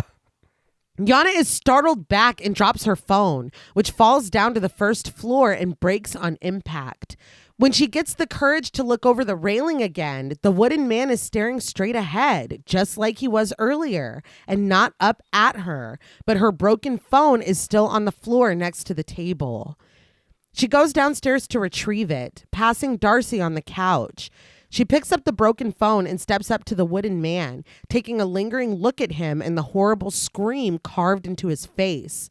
She leans in close to get a good look, finally daring to bring the tips of her fingers close to his open mouth. But before she puts them in, she pulls away. She walks behind the wooden man and sees a figure carved onto the top of his head, a circle at the center with 5 lines jutting from it, all synced with the corresponding hole carved into the wooden skull. She prods at these holes with her fingers before going to get a long pair of forceps. She reaches inside one of the holes and pulls out a lock of white hair. She sets it on the table and goes back in, unearthing a rolled up piece of paper. Yana pulls loose the thread holding it shut and unfurls it to reveal that photograph of Darcy and Danny as little girls in their matching white dresses. She looks at the wooden man with confusion before going back in with the forceps. This time, she pulls out another paper rolled into a scroll. When she unfurls this one, it's Darcy and Danny sitting at the outdoor table together. She goes back in and pulls out a tooth. Yana looks at this with disgust before depositing it right back inside the wooden man's head. Across the room, Darcy seems to be waking up, but Yana doesn't notice. She goes back into the head and pulls out a vial containing red liquid. Okay. Her eyes widen at this, but suddenly a voice booms from across the room. Put them back. It's Darcy, fully awake and standing in front of the couch now. Yana asks what it all is, and Danny demands that she put them all back now. Yana quickly does as she's told, dropping the vial into the hole and rolling the pictures back up and depositing them as well. She strides past Darcy with a casual good night before heading upstairs. How far do you get before you stop? Look, first of all, don't I own this thing now? Can I? Oh, no, yeah, that is true. So I guess we don't have to. Yeah. I didn't even think about that. But yeah, I think that's probably it for me. I was very glad that she didn't put her hand inside that mouth. Yes. Yeah. So I'm like, thank you, because who would? Don't do that. Yeah, no, don't do that. Yeah. It wasn't just me, but it did look like when she was pulling those things out of the head whenever Darcy was waking up, it seemed like she was rubbing the back of her neck or her, like the back of her head. Darcy was? Yeah, as she was waking up while she's pulling those out. We are connected. Yeah. We are connected. Once upstairs, she turns off the light on her way to the bedroom, casting the first floor in darkness. But Darcy doesn't need the light. She makes her way to the head of the table, opposite the wooden man, before sitting down and tracing her fingers along the tabletop. There's a loud and insistent rumbling, and we press in on the wooden man and his contoured face. The rumbling mingles with the whistling of wind. But later, Yana cautiously descends the stairs. She finds the wooden man still sitting at the head of the table with his mouth yawning open. Darcy sits across from him with her back to Yana, slumped forward in sleep. Yana eyes the scene before switching on the bathroom light, which is outside of the door, and heading inside. After she washes her hands, she fixes her hair in the mirror, but is suddenly bathed in darkness when the light is switched off. She turns toward the door and a smaller light above the window begins to glow, but Yana's eyes are wide and afraid. She rips the door open and finds both the wooden man and Darcy still sitting in their respective seats at the table just where she left them. Defiantly, she hits the light switch again, turning the light in the bathroom back on before she heads back upstairs. In the safety of her bedroom, Yana closes the door, peels back the sheets of her bed, and crawls in. She pulls the blankets up to her chin with a sigh, and after a moment of lying there, she sits up and takes Danny's camera off of the nightstand. She turns it on and watches a video of Danny, who announces that she's coming to us from the wilds of their unfurnished sitting room. Danny wears a red beanie and sits in the yellow tent that she will eventually be murdered in. She shares that they've set this tent up downstairs instead of going back to the city, and she finds it cozy and romantic. She asks what Ted thinks and turns the camera toward him, revealing him to have his head retracted into the thick knitting of his sweater. Ted's thoughts? It's fucking freezing. As he shivers, Danny implores him to show his face so everyone can see how happy he looks. Ted rips the sweater down to reveal his glowering face, and Danny giggles. Yana breaks her focus on the video to glance up at the closed door of the bedroom. When it is still secure and closed, she turns off the lamp and settles into bed more comfortably as she starts the video over. Once again, Danny comes to us in her red beanie and yellow tent from the wilds of their unfurnished sitting room. She grins that she finds it kind of cozy and romantic. She asks what Ted thinks before turning the camera to him, but it's not Ted, shivering in the safety of his sweater. It's Dani, scarred and pale, her eyes all white, her skin mottled. It's Dani, dead. I had a Gus Fring moment that scared the shit out of me. It's so good. It's so good. I think the only thing that saved me was that the video starting over again. I was like, is that the same video she was just watching? It's like it's about to be some I was like, oh shit. But it is very good. Yeah. Yana jumps out of her skin, much like I did, sending the camera flying from her hand and clattering to the floor. Yana stands terrified, and when someone whispers, "Run!" from the corner, she turns to see Dani there, cowering. The camera illuminates her in a flash, revealing her dead and distorted face when she pleads again, "Run!" Yana hurries to the light, and when she turns it on, there is absolutely nothing there. You got it, boss. Yeah. Don't say anymore.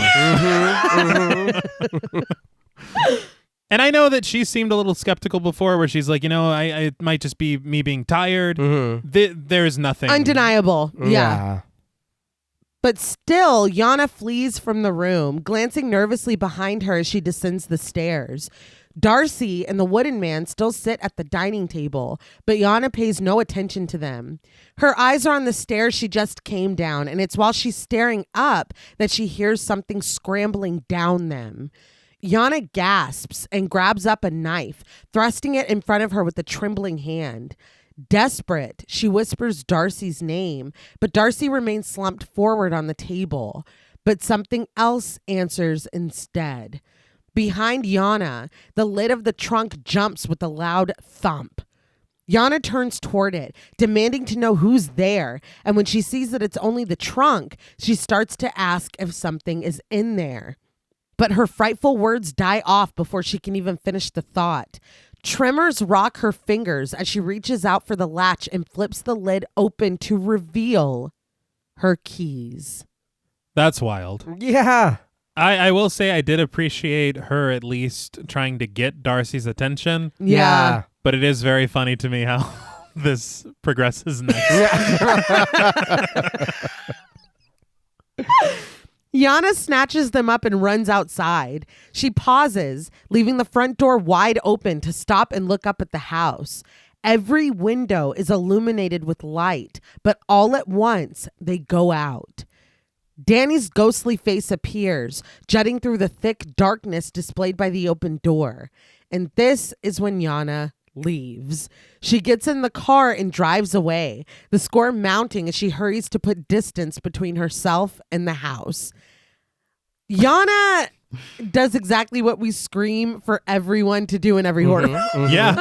And it is really funny to me. Yeah, well, shit, that's what we wanted. She did it. And I feel like the added appearance of Dani there, it's like, you don't have to tell me twice. Yeah, no. That's fine. I was already leaving. But at the house, we get shots of the dark and quiet interior, lingering on the empty halls, and of a painting of a man seemingly lost in the woods, before we finally see the chair at the head of the dining table is empty. But as Yana is departing, Ted is arriving back home. He gets out of his car and looks around suspiciously when he finds that Yana's car is gone and the home is cast in darkness. He retrieves a lantern from the trunk of his car before heading inside the house. An uneasy score swells and dies away when the modest light from Ted's lantern falls upon the wooden man. Ted eyes him uncomfortably and turns away, heading to the second floor and pausing at the end of the long hallway. Before he crosses it, Ted shines the light into his bedroom, revealing his bed to be mussed and abandoned. But still he presses forward, going down the dark, empty hall and finding Darcy kneeling on the floor. He quietly calls her name, and Darcy raises her bowed head slightly. He tells her that Yana isn't answering her phone before asking where she is, and Darcy answers in a gentle voice, Danny frightened her off. She always was the level-headed one. Ted ignores this and broaches what he was told by Yana earlier, that Darcy said a man that works in the hospital with Ted killed Danny. Darcy affirms this, detailing that it's a porter named Ivan. She asks if he knows who she's talking about, and Ted does concede that there is an orderly he works with named Ivan. Lowering her head back down, Darcy says, "Certainly, that's him." Ted kneels next to her and reminds her of the facts. Olin Bull is the one that killed Danny. The week that he was released, he came out here and he killed her. We see now in the glow of the lantern that Darcy is crying. She sees a flash of Declan standing in the bloody remains of Olin Bull's head, and she sobs as she counters that Olin came out here to save her, and she dragged him from his bed and she killed him. She raises her head again, accepting that she's gonna have to pay for that. I was blown away. Yeah. I couldn't even believe what I was hearing. Yeah. Her acceptance as well was very She's admirable. like, look, Well, it happened. Yeah. I it fucked happened. up. Yeah, I'm going to hear about that later. but the layers of this onion are just getting peeled and peeled away. Ted narrows his eyes at this, but he doesn't comment. He asks instead if something is affecting her thinking. He says that Danny told him that Darcy was like this when she was ill, seeing and hearing things that aren't there and believing in things that aren't real. He asserts that this is not real. He offers to take Danny to the hospital where they can run tests, but she cuts him off with the understanding that if she goes to the hospital with him, he'll have her committed. She gives him a firm no. Ted tries another angle. He pleads that he loved Danny and he owes it to her to help Darcy. He reasons that he could have her committed if he thought she was a danger to herself or someone else. Darcy has had her eyes closed against Ted's words, but she opens them now and confesses that she is a danger to Ivan. She says that if Ted was going to send someone out here to get her, send him. Ted scoffs at this. He asks where all this is coming from. What? Oh my God. Ivan and Danny have never even met. Why would he kill her? We see now that Darcy's hands are hovering above a gold wedding band on the floor. And she has an answer for why Ivan would kill Danny. Because Ted asked him to. Ted is like, excuse me? A low score thrums as Darcy rises to her feet. She offers, I don't love you anymore. I've met someone else. I'm sorry. That's all you had to say. Danny would have cried and it would have been difficult, but Darcy would have been there for her sister and she would have gotten over Ted. Quick question. Why did I forget about this gold wedding band? She knows it's Ted's. Yeah. She absolutely. So maybe at the table, she was just straight up saying, Right. you know? Yeah. Oh, okay. Yeah, because she did know. Yeah. All right. And just using it as a story. Right. Ted is backing away from Darcy as she continues that instead he had Ivan come here and kill Danny. She clutches her stomach as she gasps for breath, and Ted stares at her dumbstruck. We hear a gruff voice ask, "So she'll be at the house on Friday?" It cuts to Ted's office where he stares unfocused before snapping to and answering the question with a yes. It's Ivan who's asked, and he settles down into a chair, wondering, why don't you just divorce her? Ted explains simply that it's because Danny loves him. She'll never get over him. And when she finds out about Yana, there's no way she'll be able to keep the house, even though he sunk everything into it. He reasons that this is the only way. You gotta be joking me. I laughed out loud. She loves me too much. Yeah, it's pretty funny to hear him say that. That's crazy. She would rather be dead Yeah, than be without that's- me. that's pretty 'cause nuts. Yeah. I'm that great. Yeah. Like, The ego. it's unfucking believable. Off mic, John Paul had said it feels like something Dennis Reynolds would say. Yeah. And that is Yeah. so painfully accurate. It's true. But Ted's words echo into Olin Bull's cell through a vent just above the floor, and Olin is squatted down, leaning closer to hear every bit of this plan. I heard them in the walls. Yeah. He was 1,000% telling the truth, 1,000% going to help her. And now that the other shoe was kind of dropping with Ted, McCarthy did say something interesting, that Carolyn Bracken is kind of being tasked with playing two characters, but that almost everyone we meet in this film seems one way when you meet them and is revealed to be something else. That's fair. Yeah. I thought that, I was like, oh my God. But in the office, Ivan proposes that Ted wait until the house is furnished. Then it could look like a robbery that went violent. But Ted is adamant that he doesn't want to do that. It'll be cleaner this way, especially if Ivan can do it while Danny is inside the tent. He tells Ivan to try to do it while she's sleeping.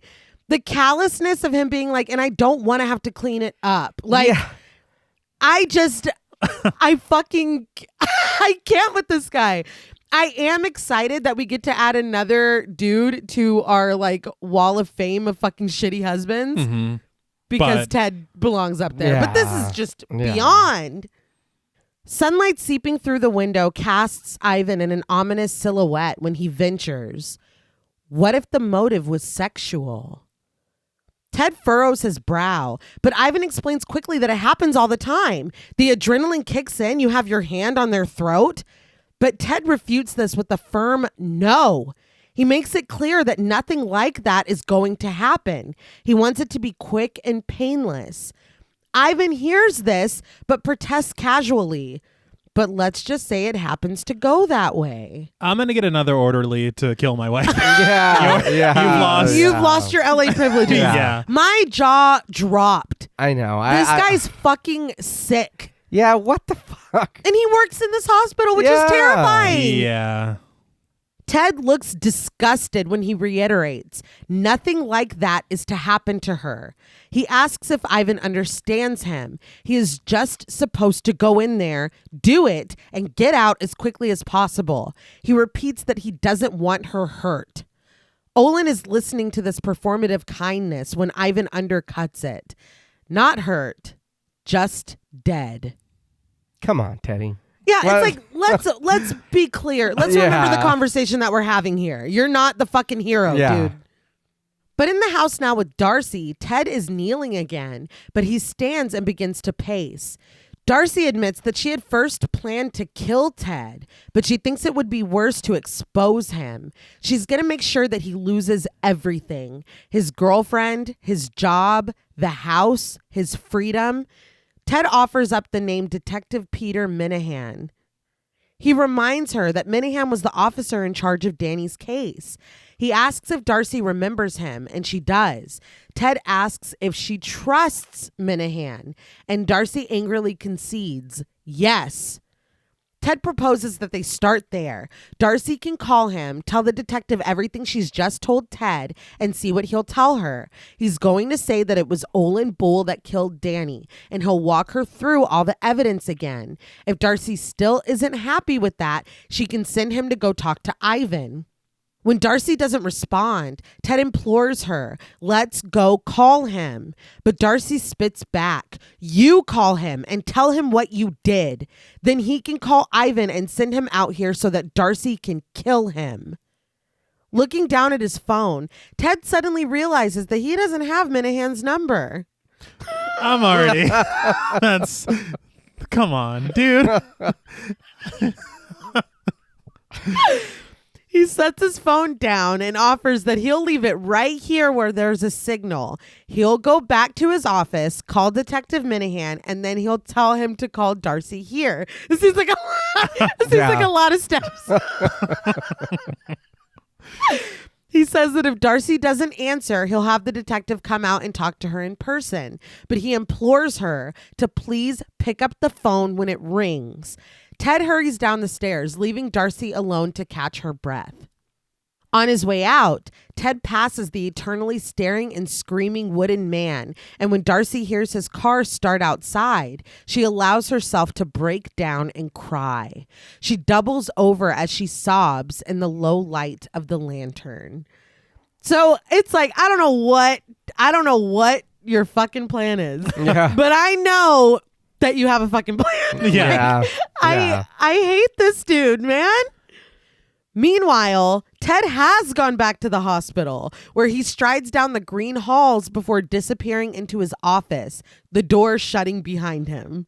I didn't think he was actually going to go back to the hospital. Neither did I. To see him do that, I was very shocked. Well, I'm like, what is your plan? Yeah. That so far you really did leave your phone. Mm-hmm. You really are going, like, what is the catch?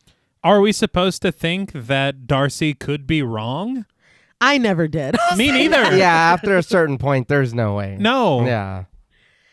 Darcy sits with her head lowered at the end of the hall, but it snaps up when she hears the low vibrations of Ted's phone. She slowly pulls herself to her feet, but we pan down to reveal that the trap door Danny installed at the very beginning of the film has been removed, leaving a hole open to the first floor. This was so good because I fucking completely forgot about this. Yeah. In his office, Ted's eyes are intense as he presses the phone firmly to his ear. We cut back to earlier when Darcy confesses that she had planned to kill Ted, but she thinks that it would be worse to expose him. As she speaks, Ted kneels down and slowly and quietly pulls up the trap door. As Darcy recounts everything that she will make sure he loses, he frees the piece of wood and sets it gently to the side. Afterwards, he implores her to pick up the phone when it rings. So when we flash back to him and Ivan talking in the office and Olin overhearing it and everything, they were both standing up. And then when we come back to the hallway, he is kneeling down. Mm-hmm. And I thought it was an issue with the editing or something, but he was back on the floor to do that. Yeah.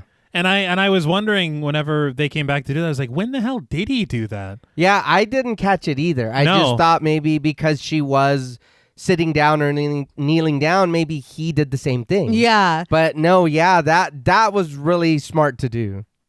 But Ted breathes heavily in his office now, listening to the ringing of his phone on the other end. Finally, Darcy rushes down the hall, only to step into the hole in the floor and fall down, her arms flying up as she is swallowed by the darkness below. A musical sting accompanies the thud of her crash landing. But at the hospital, Ted catches up with Ivan in the locker room. He points out that Ivan said that he hadn't talked to Darcy.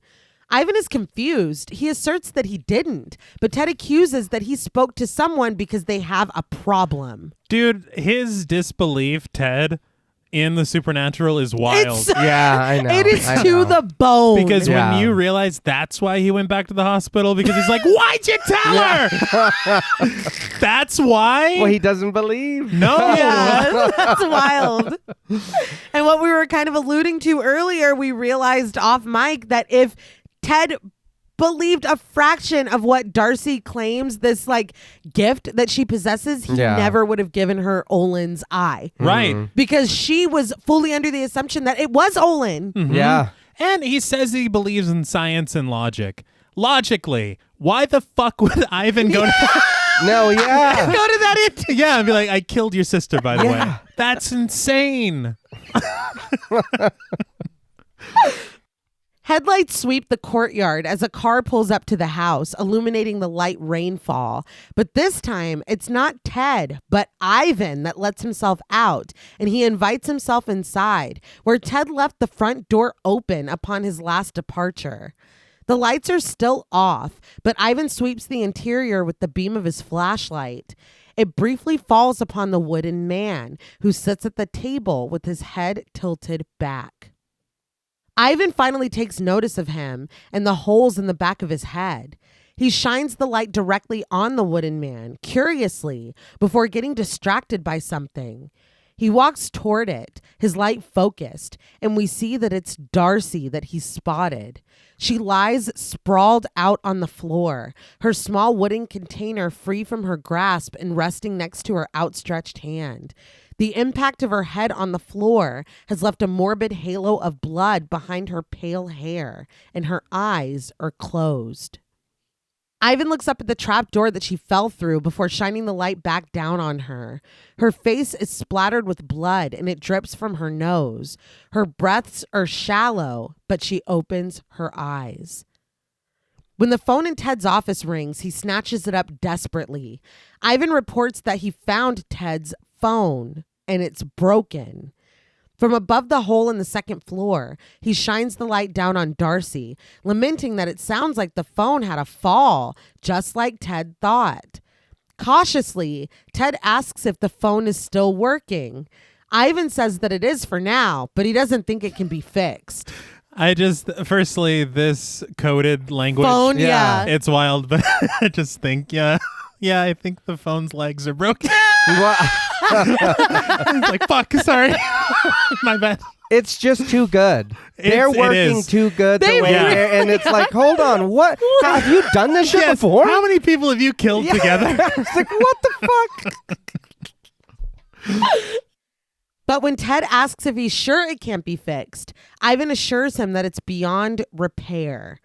Ted closes his eyes and breathes a sigh of relief. Ivan kneels next to the opening on the floor and calls out to Darcy. He commiserates. Don't worry, it's nearly over. But Darcy laboriously drags her hand up from the pool of blood on the floor. She raises it up toward the sky and chokes out the words, "We are connected." She brings the fingers of her trembling hand together into a point before lowering it to the center of her chest. A low rumbling begins as we get a lingering shot on the wooden man's contorted face. Ivan decides to come downstairs now, but he pauses when he hears a faint scratching. He aims the flashlight over the banister down to the first floor, and he finds that the wooden man has shifted in his seat. He now sits at an angle, staring up to the second floor. This gives Ivan pause only for a moment, and he continues down the hall again. But Ivan freezes when he passes the bedroom, where the light of a camera flashes white. He lifts his flashlight and peers into the darkness, but the shutter continues clicking on the camera, illuminating the room briefly with each flash. Ivan goes inside and quickly finds the camera where Yana abandoned it on the side of the bed. When he picks it up, the screen is cracked, but a blurry face is still visible, peering out of the darkness. Downstairs, Darcy continues to drive her hand into the center of her chest when a haunting scream echoes. Ivan hears this and snaps his attention to the bedroom door. He sets the camera down and finally makes his way to the stairs. Ivan descends them slowly, keeping his light trained on the corner that rounds into the living room. But when he finally steps onto the landing, he finds the chair at the head of the table is empty. I really enjoyed that little camera bit. Mm-hmm. Like, that was really cool. Yes. Because it's like, fuck. Like, Yeah. what is happening? But it's not until Ivan turns the corner that he sees him. There, shrouded in shadow, his vague outline captured by the moonlight filtered in through the sheer curtains of the window, is the wooden man. As Ivan fully focuses the light on him, Darcy gasps from the floor. Spotlighted now, the wooden man, played by Ivan de Vergafossa, raises his head. A loud roar radiates from him, mingling with the high-pitched scream. Ivan is terrified, throwing himself backwards against the wall before scrambling back up the stairs. This is a terrifying sight, of course. Yeah. But the whole time that this wooden guy has been there, I'm like, he hasn't done anything yet. Yeah. Yeah. And when he does do something, I know it's going to be good. Yeah. Oh, yeah. And it was. And it was. I saw in an interview that McCarthy said that he wanted the wooden man to just be like kind of a fixture, and for you to wait for something to happen for so long that you start to be like, well, maybe nothing is going to happen. Yeah. And it's interesting because I saw him asked multiple times, like, what this is, what the connection is, like all the shit that we saw Yana take out of the back of his head. And because people have likened it to like a golem. Okay. He said that he left it intentionally vague. Like, that's not the story that we're telling in this film. Darcy knows, and Darcy has harnessed it. And that's kind of all we need to know. Okay. And I appreciated that because I feel like a lot of other films would be like, it went in the 16th century or whatever. But it's like, we really don't need that. And I mean, she did explain a lot. She did. Yeah. A friend of my mother's who is a witch gave it to us. Yeah. So we know it's obviously capable of something supernatural. Right. And you saw what was taken out of his head. Okay? Yeah. Like, I think that Yeah. we can easily put the pieces together without being spoon-fed a story. But I just really did admire the restraint because I think a lot of writers, I think it would be easy to fall in that trap of like, well, I don't want the audience to be like, what the fuck was that? You know? I think you would see like Ted in his office researching the drawings Exactly. Declan made Yeah. or something. Yeah. And that kind of takes away from it. It does. And we kind of already do know. We seen her at the shop. We seen her in her little room with all those things on. Like, we did get enough of a story. And we've seen her communing with it before we even saw what it was. Yeah. So, I mean, And I think it's more than enough. from what she said, if we take her at her word, even if she was joking about the shoplifting thing, she's capable of cursing items. Yeah. So Yeah. So let's just leave it there. The wooden man is in hot pursuit, mounting the stairs with thudding footsteps. And hearing those footsteps, it's like, oh, that's what Declan heard. Yeah. That's what happened to Olin. Mm-hmm. That's why she's like, no, I did kill him. Yeah. And I am sorry about that. Ivan is crawling backwards on the floor, and when he hits the wall, he scurries away, leaving the flashlight when it's dropped. At the other end of the hall, Ivan frantically tries to find somewhere to go, only to be met with a locked door. Downstairs, Darcy is still focused, driving her clawed hand into the center of her chest. When Ivan turns to see that the wooden man has entered the hallway, he climbs over the banister and drops down next to the dining table, landing directly on both of his ankles with a crunch.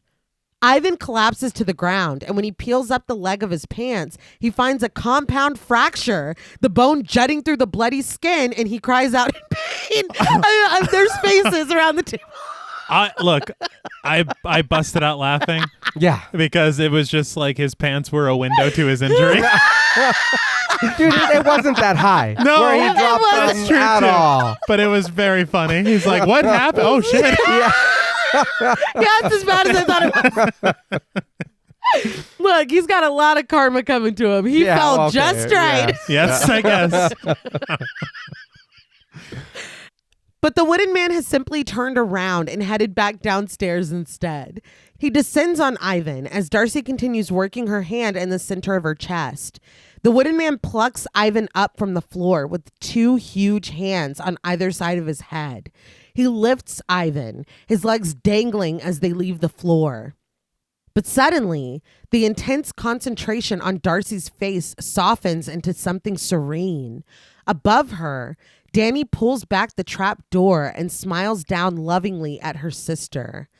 A steady heartbeat overtakes the score, and Darcy finally lets go, her body going limp. The wooden man stands over Ivan's crumpled body on the floor. That was very emotionally resonant for me. It was. It made me feel kind of choked up. Yeah, I would have liked him to finish the job, but I mean, That shocked the hell out of me. yeah. Well, the connection was broken. Yeah, It was. but I mean, He deserved it. He deserved for it to happen. Yeah. But I think that this next scene is very necessary, and Ivan living is the only way that we could have it. true. We cut to a bruised and sleeping Ivan lying in a hospital bed with his wrists shackled. Someone presiding at the end of the bed digs his nail into the soft bed of Ivan's big toe, and he wakes with a start. It's Ted, standing with his hands clasped and a sympathetic expression. Ivan is full of questions. Why am I here? Where were you? And when he realizes that his wrists are shackled, he demands to know, what's this about? Ted says that based on Ivan's prior convictions and Ted's own recommendation, it was decided that this is the best place for him until he's in a fit state to talk. Ivan is confused. Your recommendation? But Ted wants to know what happened at that house. Ivan confesses that someone attacked him. Ted sits at the end of Ivan's bed and asks who it was. Ivan shakes his head, asserting that he couldn't see. It was dark. But Ted shares that Darcy sent them the most bizarre gift, a large wooden man. And when Ivan woke up, he told the nurses that a man made of wood came to life and attacked him. Ted laughs at this, but Ivan looks stricken. He simply says, yes.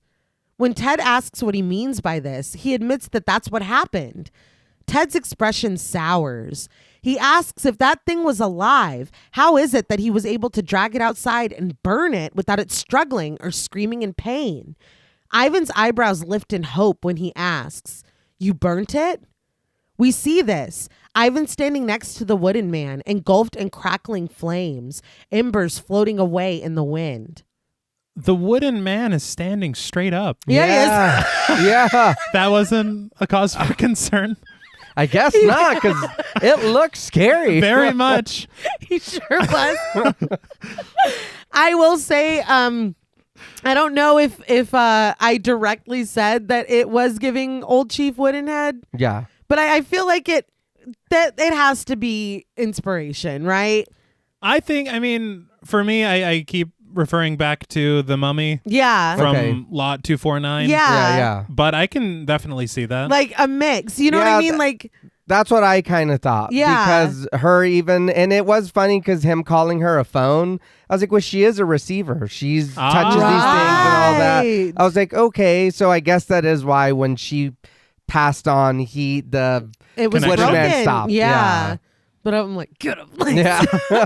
Yeah. I would have been cool if like even there was like a subtle movement or something when he was burning. Yeah. That like Ted like didn't want to see or whatever. But like the connection is broken. Like he is. wasn't moving until Darcy willed him to, even though he had the capability to. Mm-hmm. So like he shouldn't move, but like it would have been kind of cool to see him move. I would like to know as far as like how the police dealt with any of this. Because why is Ivan at your house right now and all this stuff, all these questions? And I guess Ted's just like, look, he said that he saw a wooden man. Let me have him at the hospital. Also, I'm going to burn this. Yeah. Really quick. No, but you're You know? right. Yeah. But Ted concludes that it burned down quietly into a pile of ash. In the room now, he reveals that the nurse also said that Ivan asked for a priest. And then he asked the nurse not to tell Ted that he asked for a priest. He asks why Ivan would want to see a priest. When Ivan doesn't answer, Ted repeats the question, firmer and colder, and Ivan begins to cry. He sighs that he wants to confess to all that he's done. Ted counters cruelly, "Oh, you've done a lot of things, Ivan." He kneels down at the head of the bed next to Ivan's face, and he points out that if Ivan confesses to just one of the things he's done, the priest will either convince him to go to the police or he'll go himself, and Ivan will spend the rest of his life in prison. Ivan reasons that it's better than forever in hell, but Ted counters that there's no such thing as forever and no such place as hell. In a frantic whisper, Ivan promises not to tell them anything about Ted. He'll say that he killed Ted's wife because he wanted to. But Ted shakes his head. This would just lead people to question how he failed to recognize such an obvious psychopath, why he discharged it early, why he befriended it and employed it. It's going to make Ted look like he's not very good at his job. Your reasoning for things is wild, Ted.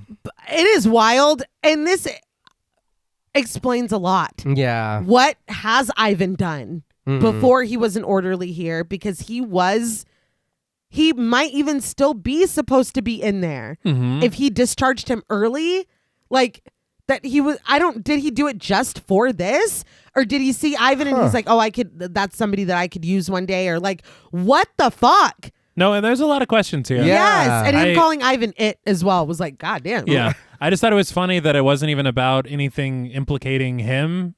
It was just like, I don't want people to think I'm bad at my job. I'm gonna look bad. Yeah, I don't want you to do that.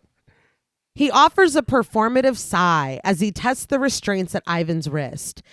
He realizes that one good thing about working in a place like this is that no one really asks questions, except on the rare occasion when one patient dies violently at the hands of another. He stands at the foot of the bed again and offers, but even then, as he's always believed, there's nothing that can't be explained. He turns to leave, and Ivan tearfully begs him not to, but Ted slams the door. Alone now in his tiny bed in his tiny room, Ivan sobs. In another room, the man restrained by the leather mask finally turns toward us at the sound of an opening door. It's Bernie, played by Joe Rooney. And this is the file that Ted was looking at earlier. Yeah. Do you think that was like a contingency plan? Maybe. Oh, okay. I mean, I think there's a reason that we saw him looking at it. You know, like if he selected him the same way. Mm-hmm. Could be. But Ivan is in his room, lying in bed when his door is slowly pushed open. He looks down at the edge of the bed before raising his questing eyes to the ceiling. When he looks back down, Bernie is there, crouched next to his foot. The skin that was beneath the leather straps on his face is scarred and raw.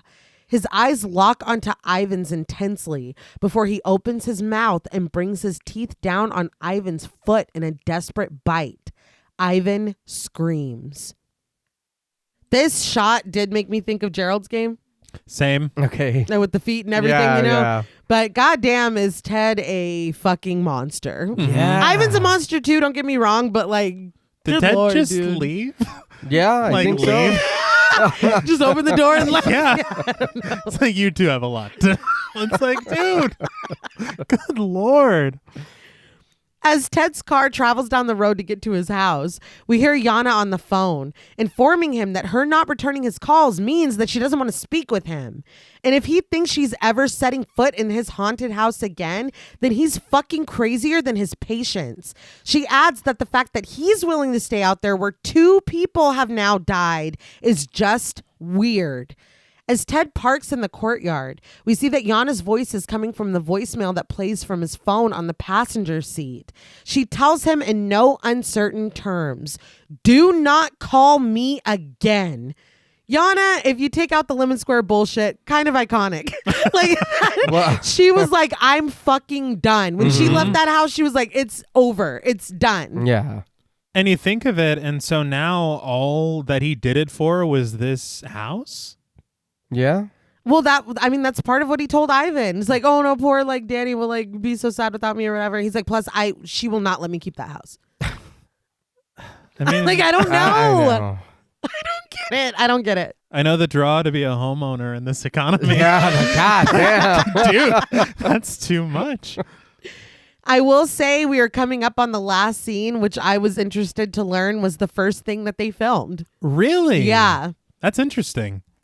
Ted sits for a moment, letting Yana's words sink in as he sighs with his eyes closed. He looks over at the front door where a small package is waiting for him. Ted goes inside, holding the package and glancing around nervously outside before shutting the door. He sets the box down on the table before peeling it open, and inside, among the packing paper, rests a smaller box. When Ted removes the lid, he finds the bell with its ivory button. So Darcy also had a contingency plan. Mm-hmm. He contemplates for a moment before placing the bell at the table where Darcy had once sat. He takes his seat and lets his hand hover above the button, steeling himself before finally bringing his fingers down defiantly. The bell rings out in the stillness of the house, and Ted's eyes can't help but dart around, even scanning the visible hallway upstairs beyond the banister. He cranes his neck around, inspecting the living room behind him before settling back forward with an uneasy sneer. This right here leads me to believe that after this experience, maybe he does believe a little bit.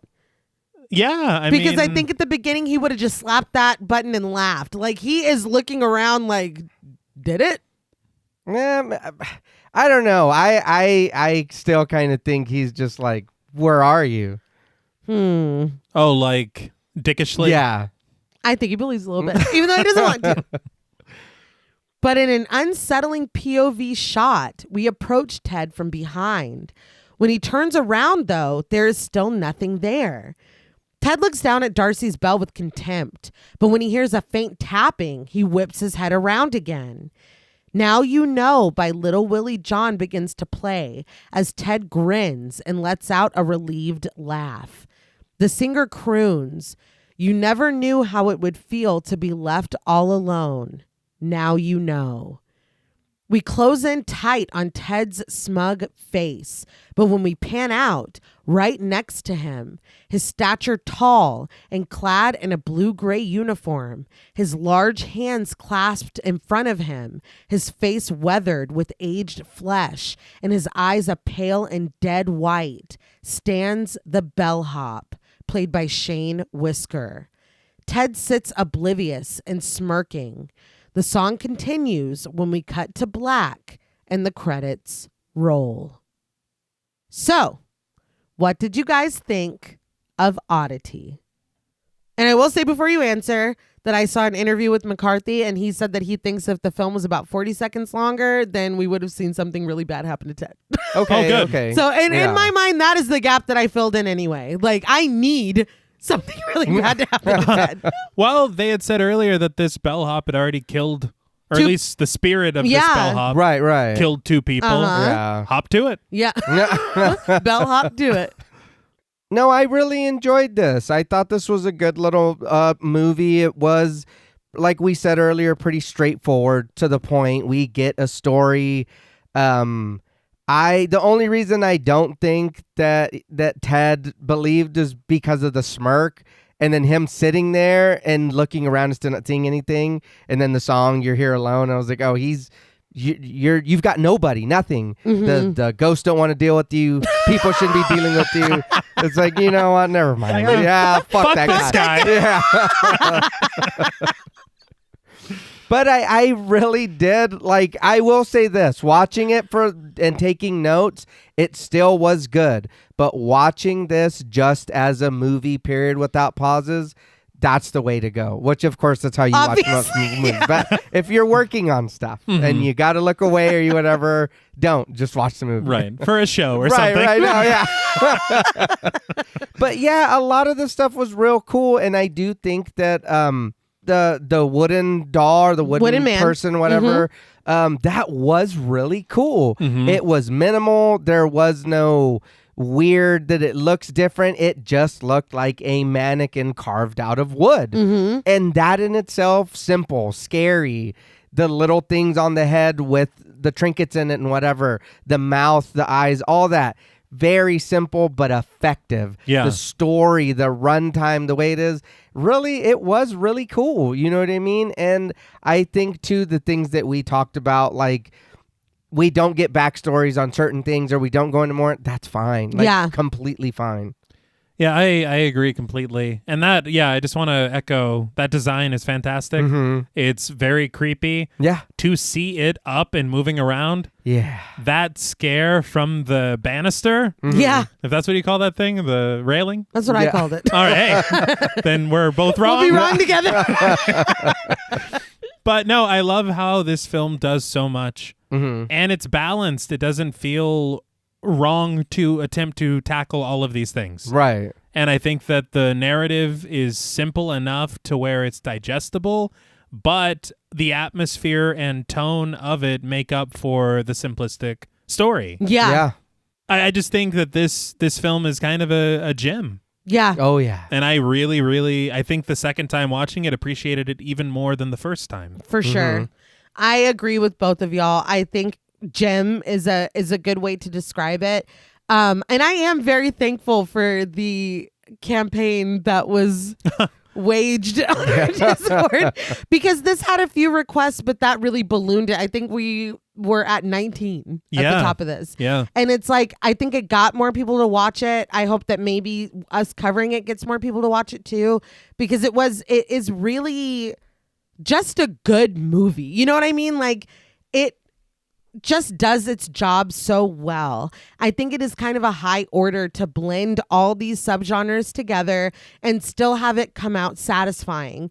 And I'll be honest, that motherfucker Ted, he never got past me for a second. Even the first time I watched it, I was like, but again, when it all shakes out, I'm not like, well, I fucking knew. And if I guess a twist early, I am mad like that. But it doesn't feel that way because it doesn't feel like the whole film has been leading up to this aha moment. Right. No. It just feels like it's slowly unfurling and we're just moving forward. That's the next thing that happens is Ted gets the rug pulled out from under him and it's like, I know what the fuck you did. And on a second viewing to have lines like, I can be the villain. Yes. Yeah. That's- yeah. I was like, you son of a bitch. Yeah. It's just the pacing is really good. The performances are really great. The production design is awesome. I love the look. The look of this house is very unique, very creepy a lot of the time.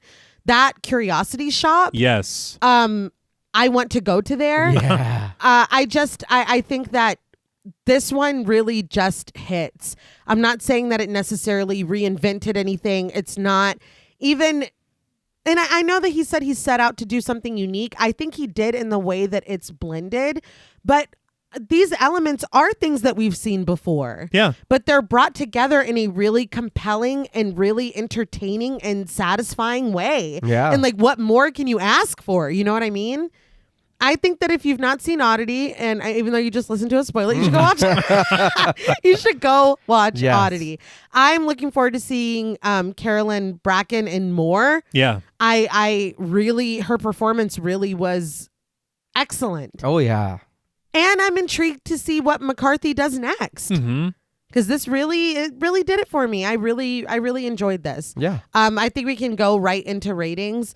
Like I said, it's a very simple story for the most part. It is a story of avenging, of revenge, of, you know, and I got to shout out how fucking hilarious Yana's character is to me because it's like, and Ted didn't really fucking care. Like this wasn't even about Yana. Yana was just the next distraction. You know what I Yeah. mean? Ted's just a fucking piece of shit because he didn't even treat her well. No, he didn't. Like you cheated on your wife and had your wife killed to live here with this woman.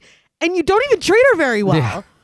So yeah, I don't know. I just fucking hate Ted. But and I don't remember what I was saying before that.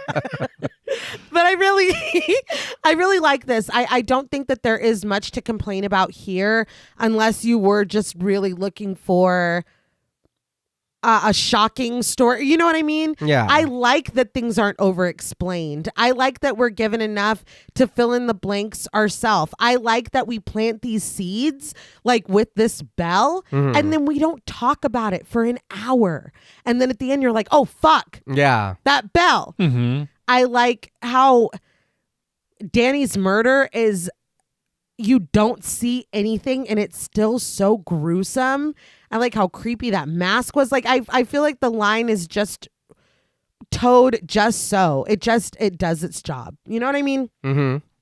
So on a scale from 1 to 10, I hope y'all are ready. Supernaturally assisted score settling sisters. Wow. Okay. I'm giving Oddity 8.5 supernaturally assisted score settling sisters. I think this is one to see. I really enjoyed it. And it was a good one to watch. We watched it on Halloween the first time. I would fully recommend, and like I said, I can't wait to see what McCarthy does next. But I will now open up the floor to you. Yeah, I think I would just kind of be repeating what we all said. But I think that is its strong suit is that it's not overcomplicated. It is just that story. We're thrown in there. We get a little bit of background here and there. And like you're saying, it isn't something that we've never seen before. And it isn't, for me anyway, it wasn't the twist after a while. I was like, oh no, we do know everything. Yeah. It is just the ride and waiting to see how this plays out. But it is even just the characters too. They did their jobs. Everybody did really good. Yeah. And like I said, for me, it does feel like we're telling a story around a campfire. And this is where when we go up into the sky and we follow the smoke and then it turns into this movie. And then it's like, okay, here we go. Yeah. It is like it for me, it does feel that way. And I feel like their comfortableness of that mixed with all the elements that they're putting in there and making it into a story that I feel like is really just watching it. And there's not much to complain about. It's fine. You know, I just don't, I can't think of anything to complain about. I was going to say, I don't think I have anything bad to say because I don't. But yeah, I feel the same way. It's not anything that's like mind blowing, but it is something that I agree, babe. Watch it and come to your own conclusion on how you feel and what you think, what you take out of it. Because like I know I hope Ted did get got. Yeah. But Absolutely. I still think for me, what I took out of it was that, he doesn't believe he is on his own now. He's alone. Everything he wanted was for nothing. But yes, I hope the bellhop, tossed his ass outside or whatever. Yes. But for all that, just to say, on a scale from 1 to 10, I'll try not to mess this up.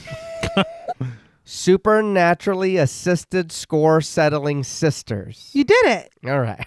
I'm going to give Oddity a 7.5 out of 10. I did enjoy this movie. I really, really did. And I'd watch it again. Damn, how some of these moments were just so good. Yeah. And I to say anything more would really just be repeating both of you. Yeah. I just want to call out exactly what you just said of these moments really adding up to so much Yeah. and letting these moments breathe in the suspense and in the tension, the shot choices and composition, Yeah. the editing as well. Yes. Fantastic. I think everything just works really well. That sequence at the beginning through the door, Yeah. That's one that'll stick with you. Yeah. And it is a very simple story, and you know probably where it's going. Yeah. But is still such a gift to watch it unfold. Yeah. But I think I'm just gonna wrap it up. I don't really have. We've about covered it, I think. It's a really good film. I think that people should really watch it because there's a lot to enjoy and appreciate here. Yeah.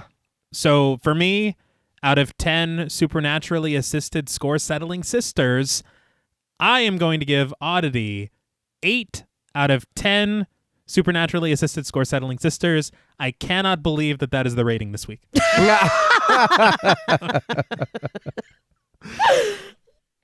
Well, that's all from us at Pod Mortem. What would you rate Oddity and what should we watch next? Let us know on Instagram at the Pod Mortem. Be sure to follow us on Twitter and like our Stairhole Productions page on Facebook. Be sure to follow each of us on Instagram and Blue Sky at Blood and Smoke, at Juggalo Daddy 84, and at Travis MWH. Thanks again to Original Cinematic for sponsoring this week's episode. Please consider pledging to our Patreon, where you'll get over 200 hours of bonus content, our monthly schedule, access to our Discord server, and the opportunity to help us decide which films to cover.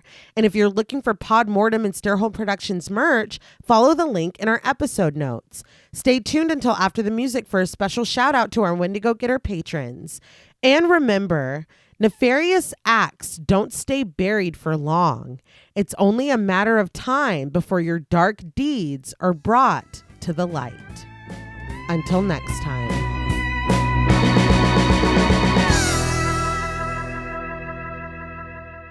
Thank you for staying tuned for a special thank you to our Wendigo Getter patrons. Woo! Yeah! Very good. A special thank you to Chris Ontiveros, Kristen Lofton, Megan Martinez, Kimberly Bass, Sophie Hodson, Anthony Jerome M., Jordan Nash, Kent Morton, Lala Thomas, Travis Anissa Hunter, Miguel Myers ATX, Jennifer Perez, Allison O'Neill, Carissa, TJ and Angie Bronson, Gabrielle Trevino, Andy Teague, Applin Ontiveros, Karima Rhodes, Kimberly Kleindienst, Sydney Smith, Osvaldo Soto, Bobby Holmes, Donna Eason, JD Rezak, Molly Gerhart, Armand Spasto, Aaron Aguirre, Eggy, William Berry, Charity Oxner, Amanda Six, Mandy Rainwater, Eden, Jordan Roberts, Dylan, Liz Heath, Spencer Montavo, Pancake the Panda, John Ramos, Michael Newting, Alexis Roberts, Dan Laveau, Itzy M., Gary Horton, Leisha Olivier, Kate Lamp,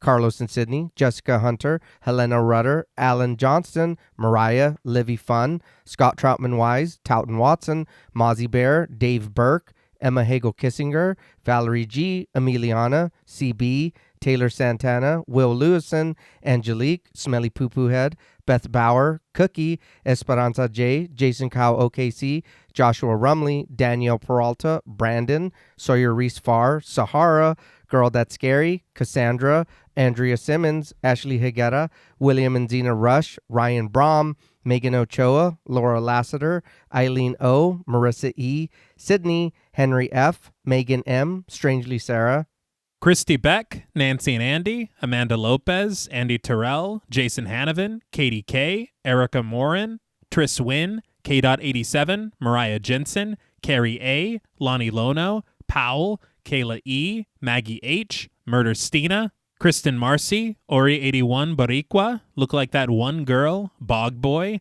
Felnez63, Alita Pui, Probably My Jugs, Kate Thackeray, Wade Pack, A Lizard, Bay J, Jay Rich, Topher Williams, Elena Metler, Valerie K, Christy Lee Kruger, Professor of Humanities, Laura McCarricker, Naomi, Josh Smith, Autumn Green, Abby Kopp, Crystal 831, Skank Sinatra, Morgan Alexander, Tony Osteen, Julie Fredborg, Rihanna S., Daniel Taylor, Anna Kate, Heather Ortiz, Kim H., August, Vengeance Spirit, Kelly Glazyface Mac, Jenny May, Glittery Fab, Malik Caselli Armstrong, Scarly D, Toya Shea, Katie, Martin Shaw, Star, Tyler J, Daniel Dickerson, Cam Davies, Patrick Hoagland, Raven, D, Wesley Tart, Kristen Jackson, Jacob Nordberg, Spencer, Samantha, Damian Grant, Half Price Horror, Clemmy, Erica, Jason X Rules, Karen Burrows, 203 Duncan,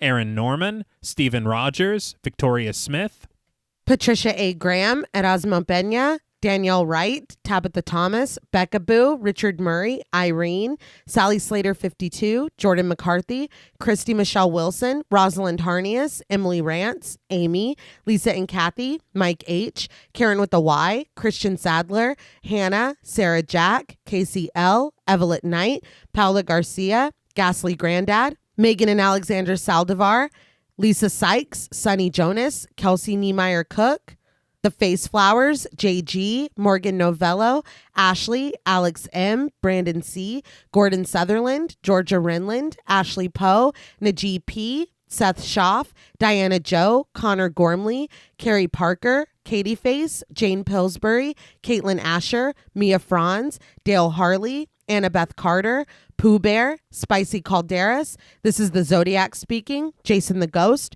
Moldy Tic Tac, Brian Ward, Tanner Rutgers, Gremlin Keeper 22, Sam Spade 666, Veronica, Kristen Rhodes, Daniel Laurent, Carmito, TVR, Trev Heron, A Very Sweepy Baby, and Randy Tucker. Thank you all so much. Yes, thank you, thank you, thank you. Thank each and every one of you. We love you all. You really ring our bell. Oh, all right. Watch out behind you. Oh, yes. Until next time.